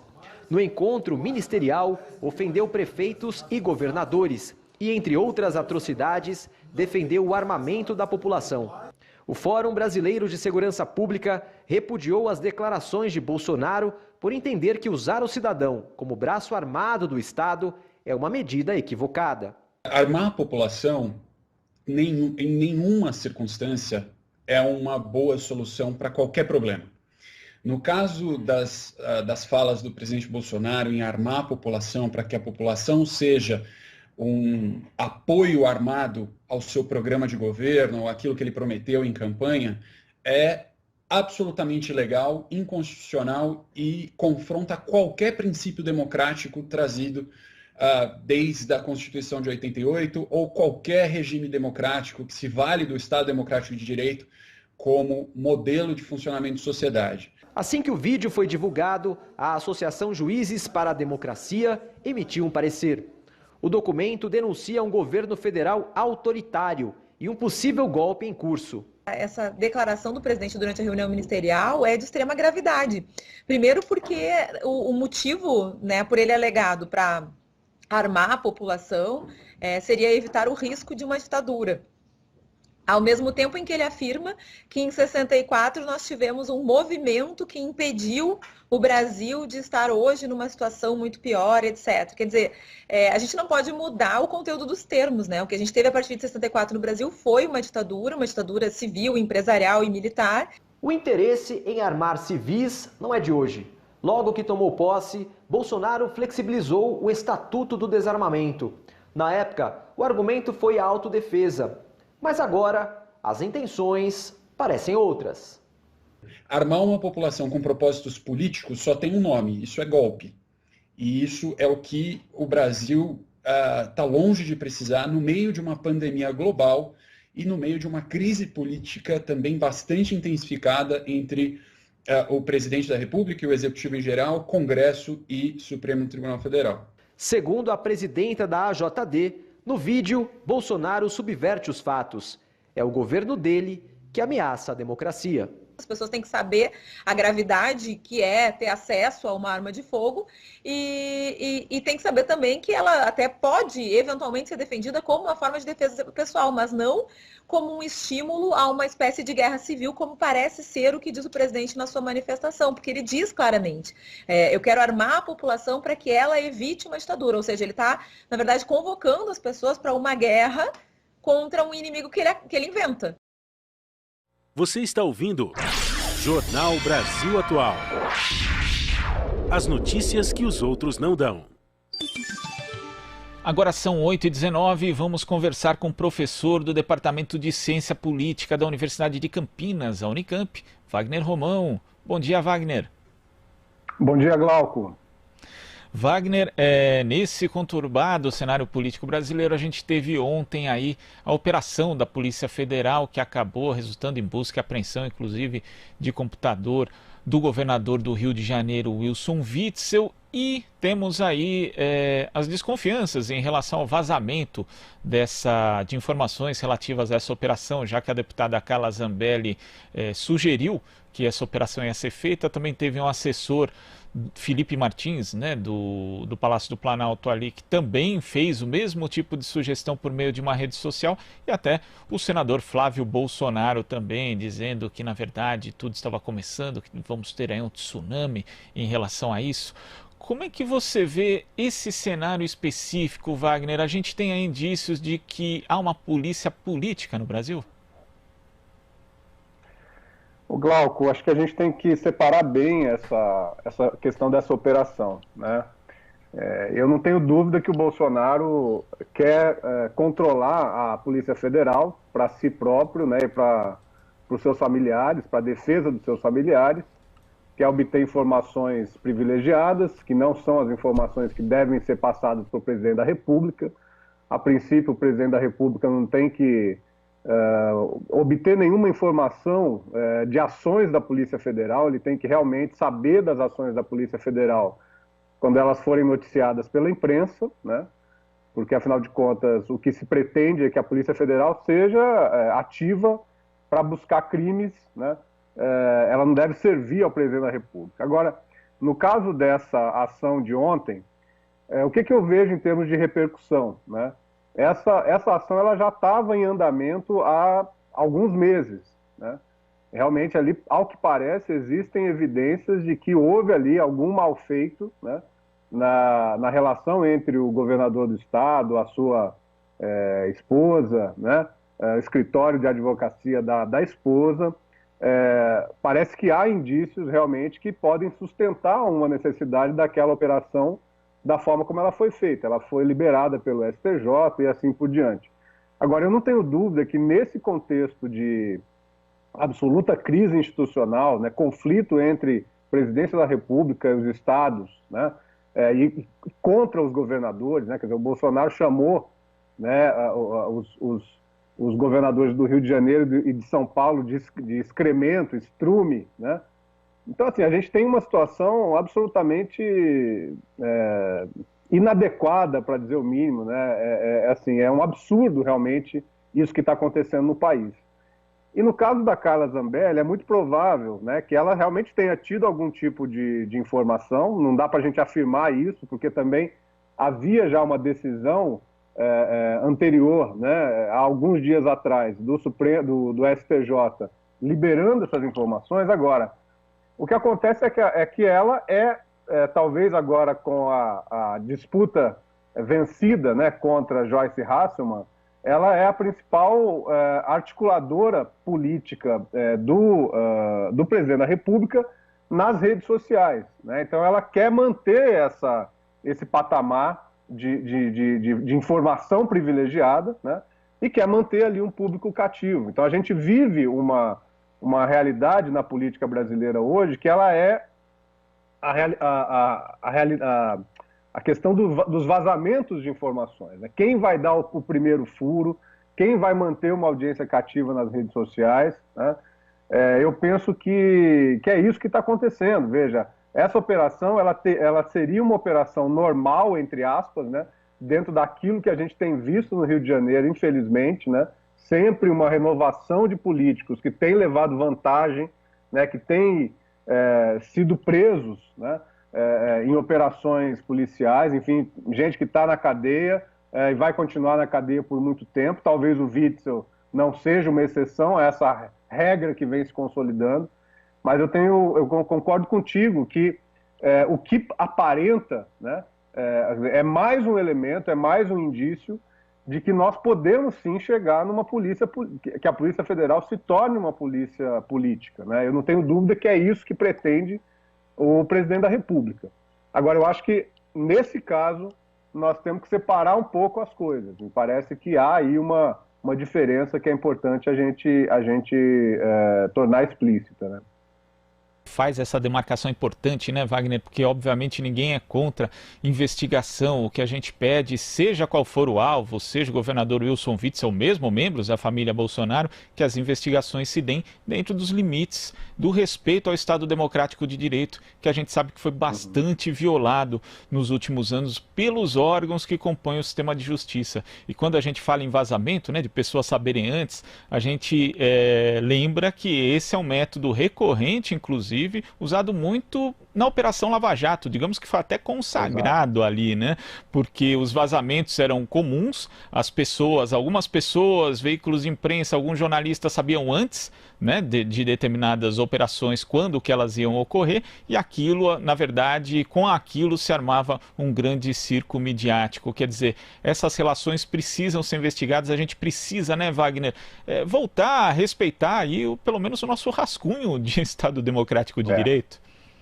Não, é exatamente isso, Glauco. A gente, infelizmente, tem vivido nos últimos anos, né, uma situação em que se tornou uma normalidade, uma relação promíscua entre deputados e deputadas, em uma parte da imprensa, né? A Globo, que tanto reclama hoje desse tipo de operação, foi muito beneficiada no período da Operação Lava Jato, porque recebia informação privilegiada, o Moro passava, não posso afirmar isso, né? Mas a gente tem indícios muito fortes de que havia uma relação, sim, entre os procuradores da Operação Lava Jato, provavelmente, né, também o juizado lá em Curitiba. Então, a gente tem uma situação hoje no país muito difícil e que aparentemente vai... É triste dizer isso, mas aparentemente vai piorar, porque nós temos uma mudança aí na organização do poder político, na sua relação com a Polícia Federal e na sua relação com alguns tribunais também, né, que é uma operação de confronto aberto, né? Então, assim, o Bolsonaro, depois da liberação dessa reunião do dia 22 de abril, né, se ele não estava ainda num confronto aberto, agora ele está num confronto absolutamente aberto com as instituições, né? Então, o que nós vamos ver, o que eu penso é o seguinte, é que nós temos que cobrar do Judiciário, temos que cobrar também da instituição Polícia Federal, né, que ela se mantenha num caminho de retidão, né? É difícil também a gente pedir isso do STF, que já fez tantas coisas, eu diria, equivocadas, né? Mas é preciso que a instituição STF, a instituição Judiciário, ela seja firme, seja forte, né, contra esses arroubos autoritários que a gente tem visto a partir da presidência da República, a partir do governo federal, né? Wagner, agora a gente chama a Marilu Cabanhas. Oi, Marilu. Oi, Glauco. Oi, Romão. Bom dia. Bom dia, Marilu. Como vai? Tudo certo. Romão, vamos falar ainda mais sobre esse assunto, né, do Witzel, que está causando aí bastante polêmica. O Flávio Bolsonaro falou ainda que chamou de traidor, né, obviamente, o Witzel, e falou que o tsunami está por vir. Aí, enfim, dando aí mais recados. Talvez, será que ele tem também mais informações a respeito de outras operações, né, da Polícia Federal? E também queria que você analisasse, né, como é que também ficam os governadores que estão, enfim, se manifestando contra as orientações aí do presidente da República em relação à Covid-19. Então, a gente tem aí o Dória, a gente tem o Flávio Dino, os outros governadores que também já expressaram aí repúdio em relação ao que está acontecendo. O Flávio Dino lembrando exatamente o que você falou aqui, vamos lembrar que é importante a investigação, obviamente, mas salientando o fato dessa possível manipulação por parte do governo Bolsonaro em relação à Polícia Federal. Não é isso, Wagner? Como é que você está vendo? Ô Marilu, deixa eu te contar uma coisa. Faz um mês e meio, mais ou menos, um mês eu acho, eu recebi ouvi no Facebook de alguém aqui da minha rede, um cardzinho, né, uma imagem com uma espécie de denúncia a respeito da compra de respiradores, né? Talvez você tenha visto isso também. Então tinha um lá que tinha pagado 200 mil reais por um respirador e um outro tinha pagado 20 mil reais, né? E nesse período, né, eu acompanhei muito aqui também que foi feito aqui em Campinas a respeito dessa extrema necessidade naquele momento da compra de insumos, né, para o combate à Covid, respiradores, máscaras, EPIs, etc, etc. E o mercado estava absolutamente inflacionado, né? Uma máscara que custava 9 centavos estava custando R$ 4,50, né? Então, o que eu acho que a gente tem que pensar nisso? É muito provável que uma parte dessas compras tenha sido feita realmente num preço que era o preço possível de se pagar naquele momento, que aquele determinado comprador daquela determinada repartição pública fez essa compra, né? E pode ter pagado caro, inclusive, porque era o que estava se pagando naquele momento. Agora, o que a gente precisa ver, né, e aí eu acho que a investigação, nesse caso específico, ela é importante, porque é para onde foi o dinheiro, quem intermediou, houve ganhos, né, da pessoa que está exercendo o cargo público ou não, ou de pessoas próximas, né? Então, eu acho que a gente precisa ter muito cuidado com relação a isso que a Zambelli já andou falando, que é o covidão, pode ser o covidão, né? Então acho que tem uma questão importante aí. De outro lado, eu não tenho dúvida que essa é uma disputa que está sendo feita, que está se acirrando, né, a respeito da narrativa que vai ser contada na disputa entre o Bolsonaro e os governadores, né? Por enquanto nós temos tido os governadores do lado do isolamento social, né? Embora já se fale em flexibilização da quarentena, ainda no momento em que o número de óbitos e o número de novos casos ainda está crescendo, né, que eu acho um equívoco, então, se falar já de flexibilização de quarentena, infelizmente, né? Mas, de outro lado, o Bolsonaro construiu a narrativa de que realmente vão morrer muita gente, fazer o quê? E daí, né, como ele mesmo disse, né, e tem-se que salvar a economia, né, para que isso não avance. Então eu acho que essa questão das investigações aí, dessas denúncias que estão aparecendo, essa ameaça do Flávio Bolsonaro a respeito do que vai ainda aparecer no caso do Rio de Janeiro, mas eu tenho certeza que essa disputa se coloca também no âmbito dos estados, né? Acho que é dentro desse contexto que a gente tem que analisar o que pode acontecer, o que são as ameaças que são verbalizadas pelos parlamentares da base bolsonarista, né, no confronto com os governadores. Então eu acho que, veja, Marilu, muita calma nessa hora, né? Nós estamos vivendo realmente um momento muito delicado da história brasileira, né? As instituições, elas estão absolutamente... Há uma desconfiança generalizada das instituições, tanto no campo bolsonarista, né, como no campo progressista, de esquerda, enfim, identificado com a esquerda, né? Nós estamos numa situação muito delicada. Então eu acho que nós, assim, tanto nós analistas na universidade, como vocês que estão no campo da imprensa, né, nós temos uma responsabilidade muito grande, que é de trazer um pouco de luz para esse momento, né?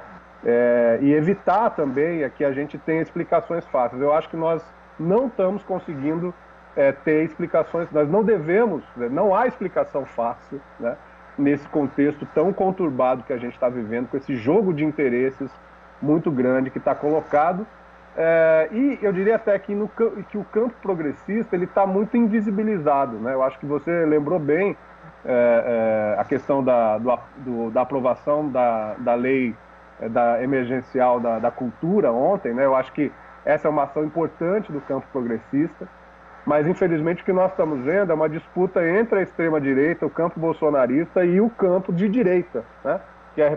Onde Witzel representa, onde Dória representa. Então acho que precisamos ter parcimônia aí nessas análises sobre o que pode acontecer daqui para frente, né?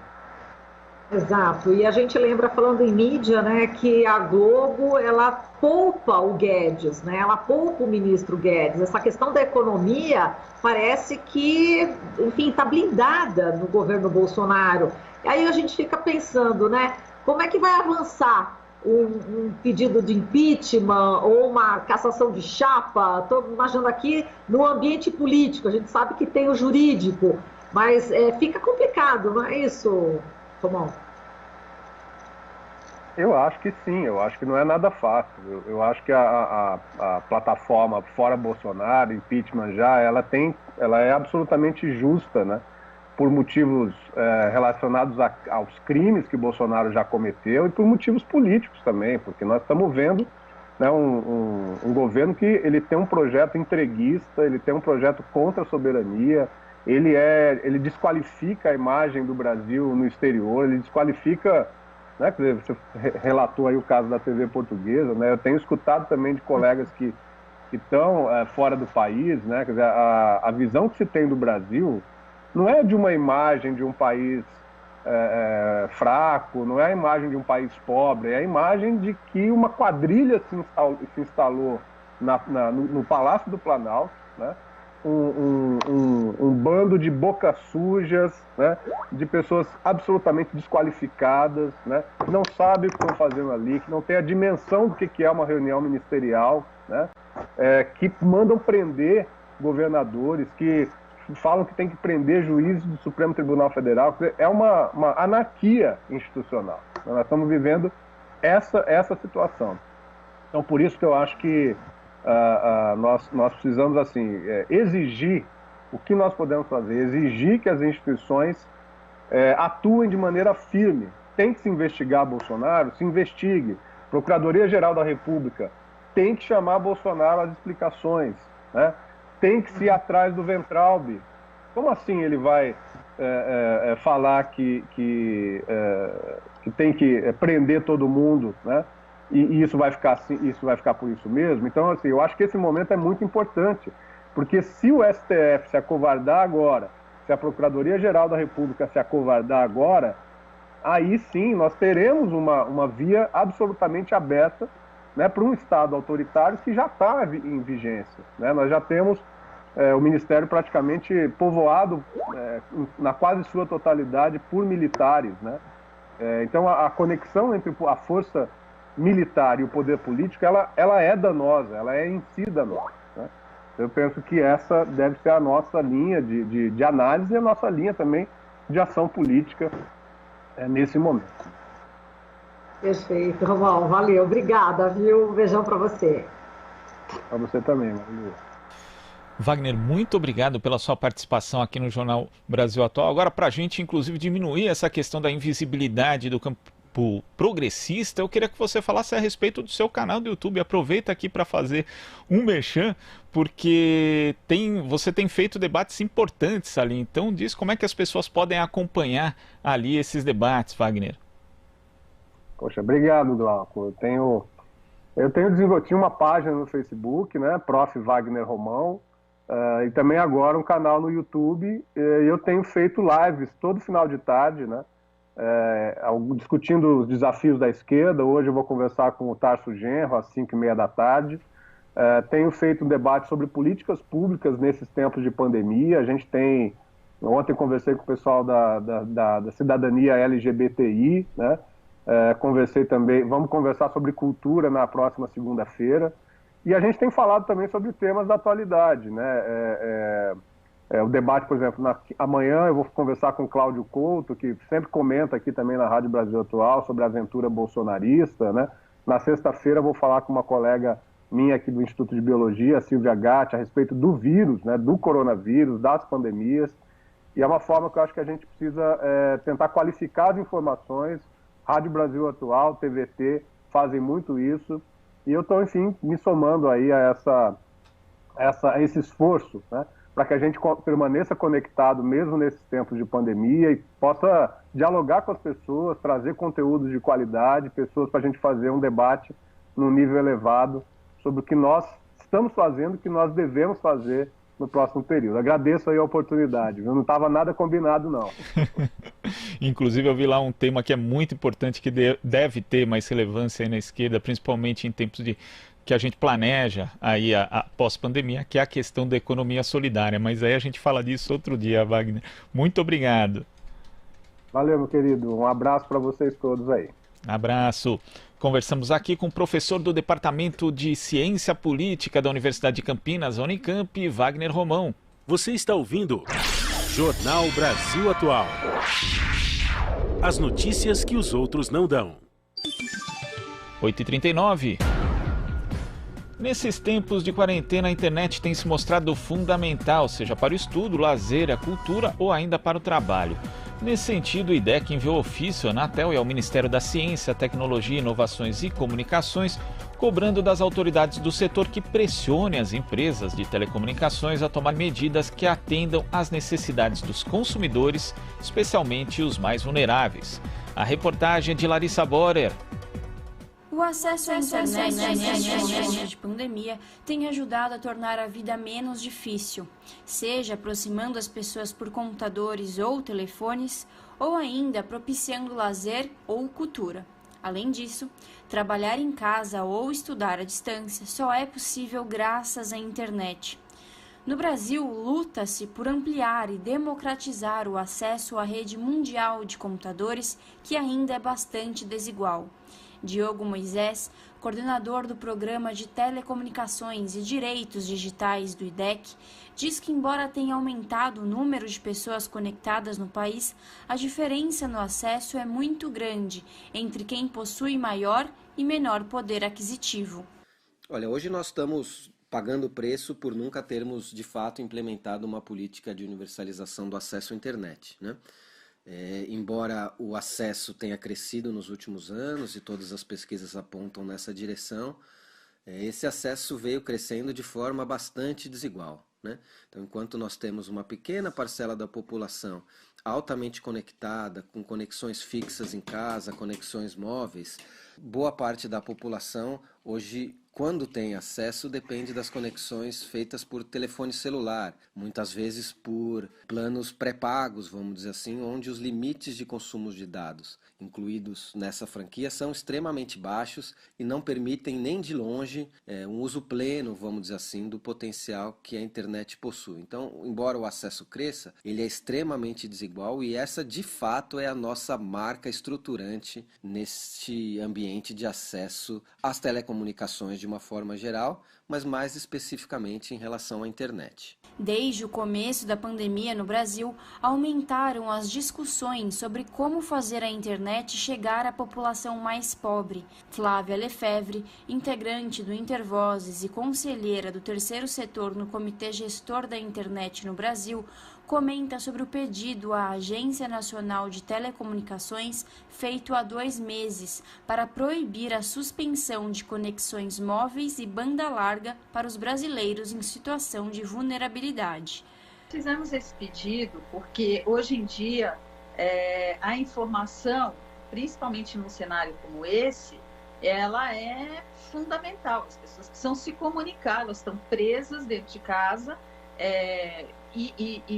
Infelizmente, nós temos um acesso à internet no Brasil muito desigual. Então, a gente entende que neste momento, né, em que a informação é tão relevante, é necessário que as pessoas que estejam dentro de casa possam não estar limitadas e segregadas da informação que nesse momento é tão importante. Infelizmente, a Anatel não respondeu até agora. Como nada foi feito nesse sentido, o Instituto de Defesa do Consumidor enviou ofício à Anatel e ao Ministério da Ciência, Tecnologia e Inovações no dia 19 de maio, cobrando urgência em medidas voltadas para as necessidades dos consumidores com mais dificuldade de acesso à internet. Não houve qualquer tipo de resposta da Anatel ou do Ministério até este momento, segundo Diogo Moisés. Então, infelizmente, o governo em especial não tem se mobilizado nessa direção, tem assistido as coisas de camarote, vamos dizer assim. Então, nós enviamos esse ofício, tanto a Anatel quanto o MCTIC, para que eles nos descrevam o que está sendo feito para beneficiar os consumidores que mais precisam, mas infelizmente até o momento ainda não recebemos nenhum retorno.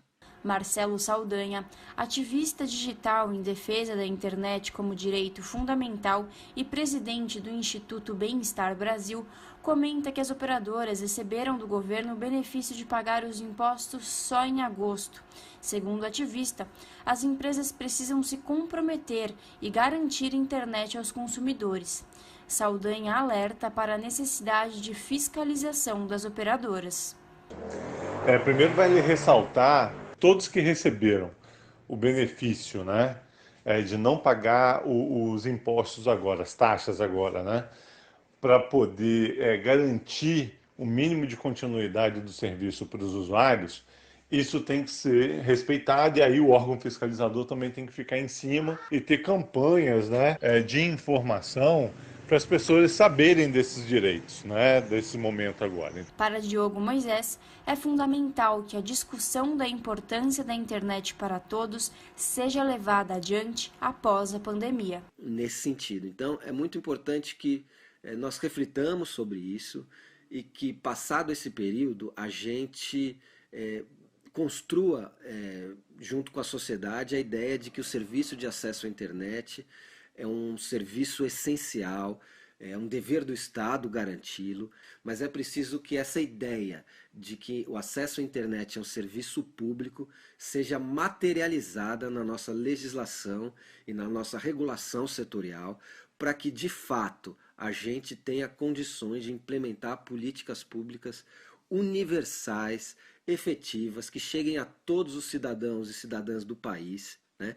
com o mínimo de igualdade, para que o acesso à internet deixe de ser um reprodutor das desigualdades que nós temos e passe de fato a ser um instrumento de justiça social, de exercício de direitos fundamentais e de equidade em nossa sociedade. Larissa Borer, Rádio Brasil Atual. Você está ouvindo Jornal Brasil Atual. As notícias que os outros não dão.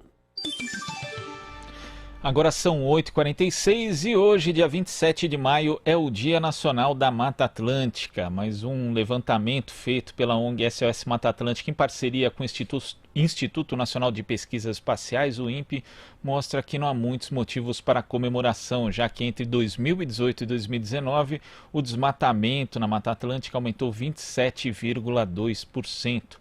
E para conversar a respeito desse assunto, nós vamos falar com o diretor de políticas públicas da Fundação SOS Mata Atlântica, Mário Mantovani. Bom dia, Mário. Bom dia nossos ouvintes. Mário, eu queria que você falasse a respeito dos principais pontos, o que chamou mais atenção nesse levantamento que mostra aí o aumento de desmatamento na Mata Atlântica. O que chamou a atenção foi a história de nós estarmos num processo de grande decrescimento de desmatamento, até porque a Mata Atlântica só restam apenas 12% da área original. E o que aconteceu? Nós tivemos aí, depois de mais de 30 anos que a gente percebia, desde que a lei vem sendo aplicada, nós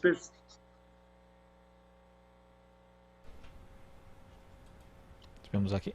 Mário, você escuta a gente? Oi, estou escutando. Pode falar. Então, nós tínhamos um processo de degradação ambiental muito grande que foi interrompido com decretos, com leis, com mobilização da sociedade. Quando percebemos que esse pouco de mata que resta, que está em 17 estados brasileiros, 3.429 municípios, é responsável pela água que a gente bebe, a água subterrânea ou água superficial, é responsável pela qualidade de vida, pela questão do clima e até mesmo pela fertilidade do solo. Ora, tudo isso volta a ser agora, crescer esse desmatamento, quase que 30% em relação ao ano passado, que já era muito baixo, mas é um sinal muito ruim, é um alerta para a sociedade que a gente não pode conviver com esse tipo de desmatamento, porque quem está atrás disso é o crime. É o crime que faz loteamento e coloca famílias que não têm onde viver em áreas públicas. É o crime que coloca essas pessoas dentro de fornos de carvão. É o crime que faz com que use os pequenos proprietários para fazerem grandes desmatamentos. E a gente acabou identificando isso quando o presidente deu aquele sinal de que podia fazer qualquer coisa, que não tem mais multa, e a gente sentiu isso na prática que vem crescendo. Então, é muito grave esse momento. Agora nós vamos estar reunidos com os secretários de Estado. O ministro, na linha do passa-boi e fazer de baciada, acabar com a legislação, né, que a gente viu ele falando ao vivo, né, também criou essa situação com o Paraná, e para atender um Estado se desmonta toda uma legislação. Para o nosso ouvinte entender, é a única lei que nasceu lá na Constituição, foi regulamentada em todos os estados brasileiros, é uma lei que tem a cara de cada estado brasileiro, é uma lei que pode ser feita no seu município, onde você vive, com o seu Conselho de Meio Ambiente, definir como salvar essa floresta que resta, através de um parque para a gente ter qualidade de vida, através de incentivos para os proprietários que têm ainda as áreas verdes na sua propriedade, porque ele está prestando serviço para todo mundo. A gente vê o contrário, valorizando o crime para justificar aqueles que nunca pensaram em coisa pública. A Mata Atlântica é minha, é sua, é das nossas futuras gerações. Nós estamos falando de 12% apenas que resta. 88% foi liquidado. Então, por quê? Qual é a justificativa para entrar em 12%? É um loteamento? É uma área criminosa? É criança dentro de forno? Então, isso que a gente identificou e que a gente está combatendo. Mário, a gente chama agora a participação da Marilu Cabanhas. Oi, Marilu. Oi, Glauco. Oi, Mário. Bom dia. Prazer em falar contigo. Oi, Marilu. Está aqui, né? Comemorando, mas também atento, porque nós não podemos aceitar que se faça isso com nossos patrimônios. Exato, isso mesmo. Mantovani, a gente, como você revelou aí, quase 30%, temos já o estudo, né? Inclusive a gente está vendo aqui o aumento de 27,2% de desmatamento da Mata Atlântica entre 2018 e 2019.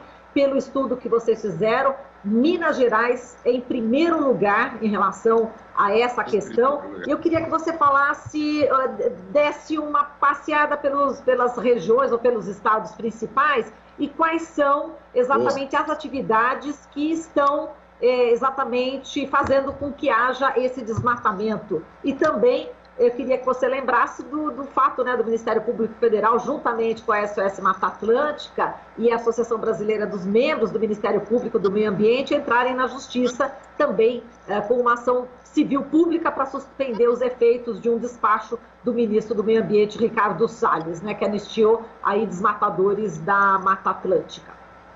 Isso mesmo. Bom, primeiro que a gente entrou com a ação, porque diferente de 2015, já quiseram fazer isso, e perceberam que era absolutamente inconstitucional, né? Você tirar a proteção de margens de rios. Não é a lei da Mata Atlântica que define isso, desde o Código Florestal de 1930. Ninguém pode mexer em margem de rio, porque o rio assoreado é muito ruim, né, para quem está precisando de água. E olha que interessante, a gente gasta mais dinheiro hoje no Brasil para desassorear rio do que com saneamento, né? Isso é muito grave. Sem contar que se tirar a mata ciliar, o rio vai receber agrotóxico. O Brasil é o campeão mundial de uso de venenos hoje no campo. Isso vai vir para as nossas casas, né? Então, é tudo errado o que foi feito. Como não tem mais com quem falar em Brasília, acabou o Ministério do Meio Ambiente, nós tivemos que entrar na Justiça dessa vez.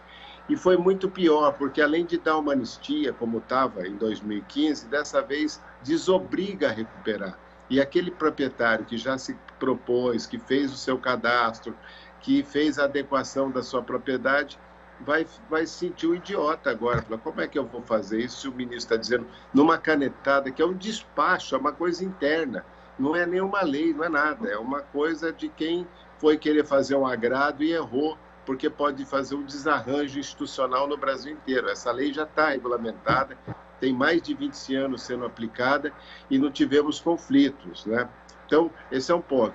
Depois, Minas, os lugares que a gente percebeu os desmatamentos, Minas, Bahia, Paraná, para dizer os maiores, o que aconteceu em Minas, a história do carvão, né? Nós temos tirando aí um pouco de floresta, numa zona de transição entre Cerrado e Mata Atlântica, para se fazer carvão.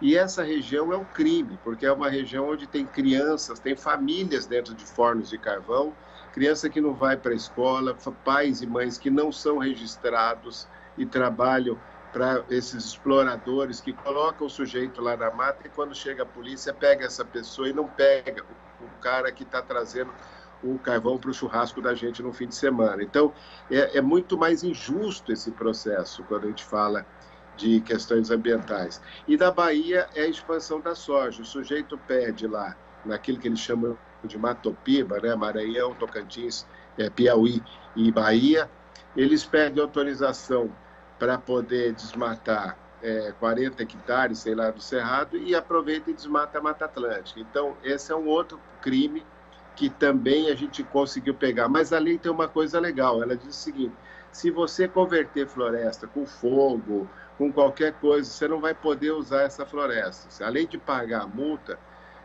você tem um problema muito que você tem que recuperar. Ela não perde o status de floresta, mesmo tendo sido destruída. Então, a gente tem nesse lado. E o Paraná, que é o clássico caso dos proprietários que queriam destruir o que resta de araucária. Olha, dentro das florestas que existem dentro da Mata Atlântica, a de araucária só resta 1% e querem continuar tirando. Já na Mata Atlântica, com 12%, que é o que resta hoje, se a gente fosse seguir a Convenção de Biodiversidade que nasceu no Brasil, nós estaríamos abaixo como uma floresta condenada, porque diz que tem que ter no mínimo 20% para se valer como uma floresta que tem uma chance de viver, é o mínimo. Então, a Mata Atlântica está abaixo disso. Essa nossa luta foi muito linda, a sociedade toda se mobilizou, colocaram a história da bandeira da SOS Mata Atlântica como uma causa de todo o Brasil, a gente mostrou que é possível. Eu gostaria de ver isso com a Amazônia, que perdeu o contrário, perdeu toda a possibilidade de reverter praticamente o desmatamento, com o Cerrado, com tudo.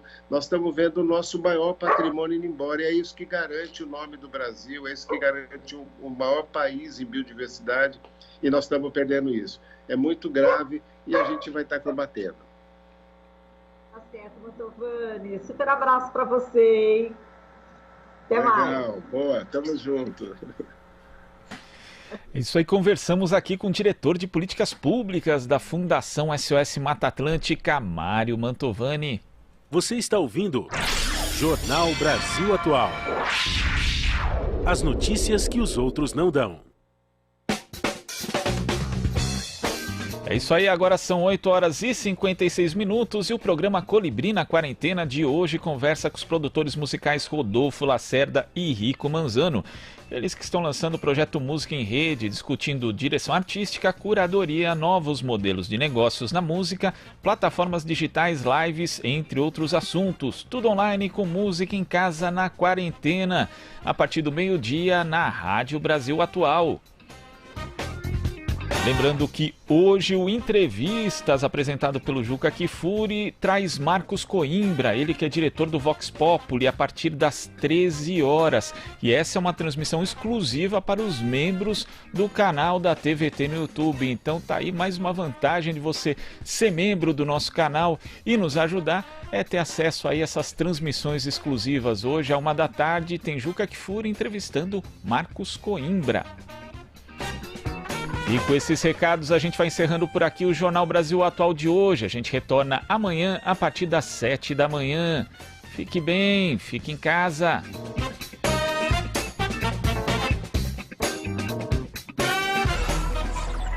Você acabou de ouvir Jornal Brasil Atual. Movimentos sociais, política, direitos humanos, economia, mundo do trabalho, cultura e prestação de serviço. Jornal Brasil Atual. As notícias que os outros não dão.